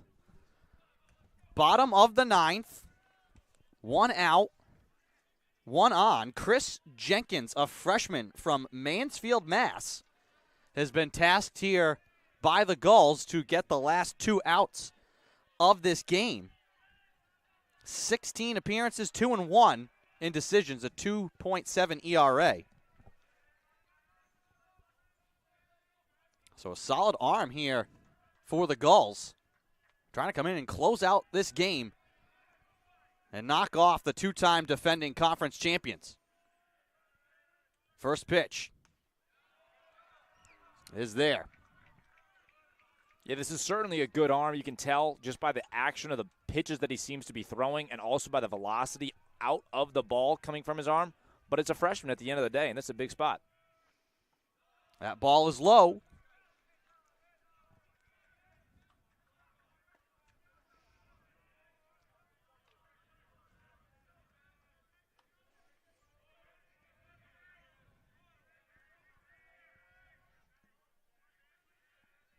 The pitch. Veneruso pops it up to Pacheco. And there's 1 away. 2 away, excuse me. So the Seahawks down to their final out. And Dustin Cicada. And again, just running through the lineup here. It's been seniors and grad students here this inning. A chance for Cicada to leave another mark here on this field. He bats with 1 on and 2 out. He'll take there for a ball. It's fitting. 2 outs in the ninth. Here comes Dusty Takeda. He has been a true captain, doing everything the Seahawks need out of him this year. And here he is again in a big spot. Chopped on the ground, fielded by who else? Pacheco. He throws on to Nardone, and that will do it. The Gulls exercise some demons. They come to Reynolds Field and eliminate the two-time defending conference champions, and they have put themselves in a great spot to win the conference tournament tomorrow on their home field.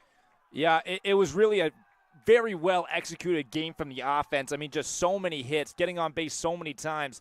And when I say so many times, I mean 25-plus times that Endicott was able to reach base in the 9 innings of this one game. That came on 16 hits, a lot of doubles, and a lot of timely hitting after those 3 innings. So a beautiful job of hitting in the right spots, and just a good game all around for the Endicott Gulls. This game felt like it could have been blown out at some points. Credit the Seahawks for never giving in here in this one. 5-run game in the bottom of the ninth, and the Gulls still a lot of respect, continuing to go to different arms. These were 2 of the best teams, as we said, in New England. The Gulls get the last laugh here in the playoffs, but it stings right now. This may not be it for Salve Regina. That is certainly something that these players will remember as the weekend goes on. Certainly, we wait until Sunday night, potentially Monday, and that's when we hear about whether or not the regional will include Salve Regina. It will obviously include the winner of the conference, and that won't be us, but there is what can be understood to be a wild card kind of selection of teams, and Salve Regina would be vying for one of those spots, and rightfully so. They are one of the best teams in the Northeast. It would be a better situation if they had won the conference or won today, but of course, there's still some faith that this will not be the last game that they play this year. If it is indeed the last game, this was still a memorable day for Salve Regina here on this field. They defeat a rival and Roger Williams, and then even just that 9th inning, plenty of seniors got some moments and opportunities, which was great. But overall, talk about the seniors, the grad students, what they mean to this program, and the mark they've left on this program, if indeed, for some reason, this is their last time on the ball field here at Reynolds Field and in a Salve uniform. Well, what a swan song. So when it comes to senior leadership on this team, Salve Regina Seahawks has plenty of it. And it's not just about being a senior. It's about being a leader, because the younger guys, they come to this university and they're trying to figure out what it means to be a Seahawk and to be a baseball player. And with a team like this, with Dylan Ketch, Dustin Cicada, Jared Beniers, Patrick Maybach, so many others, Ryan O'Donnell, not to mention Andrew Roman. I mean, many, many, many players. Ryan O'Donnell, as I said, there's a lot of them, and they teach the younger class how to be Seahawks on the baseball field. And to see Patrick Maybach come out today and give his 3rd start in 7 days and do extremely well, no earned runs through 3 innings, give us a shot for the rest of the game. To see Dylan Ketch and Jared Beniers have those back-to-back doubles in the 9th inning in what truly will be their last at-bats on this field, it's stuff that you like to win baseball games, but you also play to have those moments, and to see your seniors do that in the big spots, in the big emotional spots. And you can't say enough about what it takes to be a senior and be a leader, and just not just be that way, but act that way and have games like this. You can't say enough about the seniors. They mean so much to this program. So the Seahawks season, so far as we know, will come to a close. 28-11-2 is the final mark. They will, as we've said, await the decision and see if they are in the NCAA tournament. Endicott, though, they improved to 35-7. It has been a storybook season for them, and they will have one more game at least on their home field tomorrow up in Beverly, Massachusetts. They will be playing Western New England. All the Gulls will need to do is win one, and they are conference champions. Want to thank you all for joining and tuning in with us here this afternoon for 2 games here at Reynolds Field. Want to thank our entire staff and production crew, Mike Pizzi, for helping to provide live statistics on today's broadcast. For Niall Silberman, I am Andrew Pizzelli. Hope you enjoyed these games here today, folks. Once again, your final here in this one. Endicott 14, Salve Regina 9. I am Andrew Pizzelli. Have a good afternoon, everyone.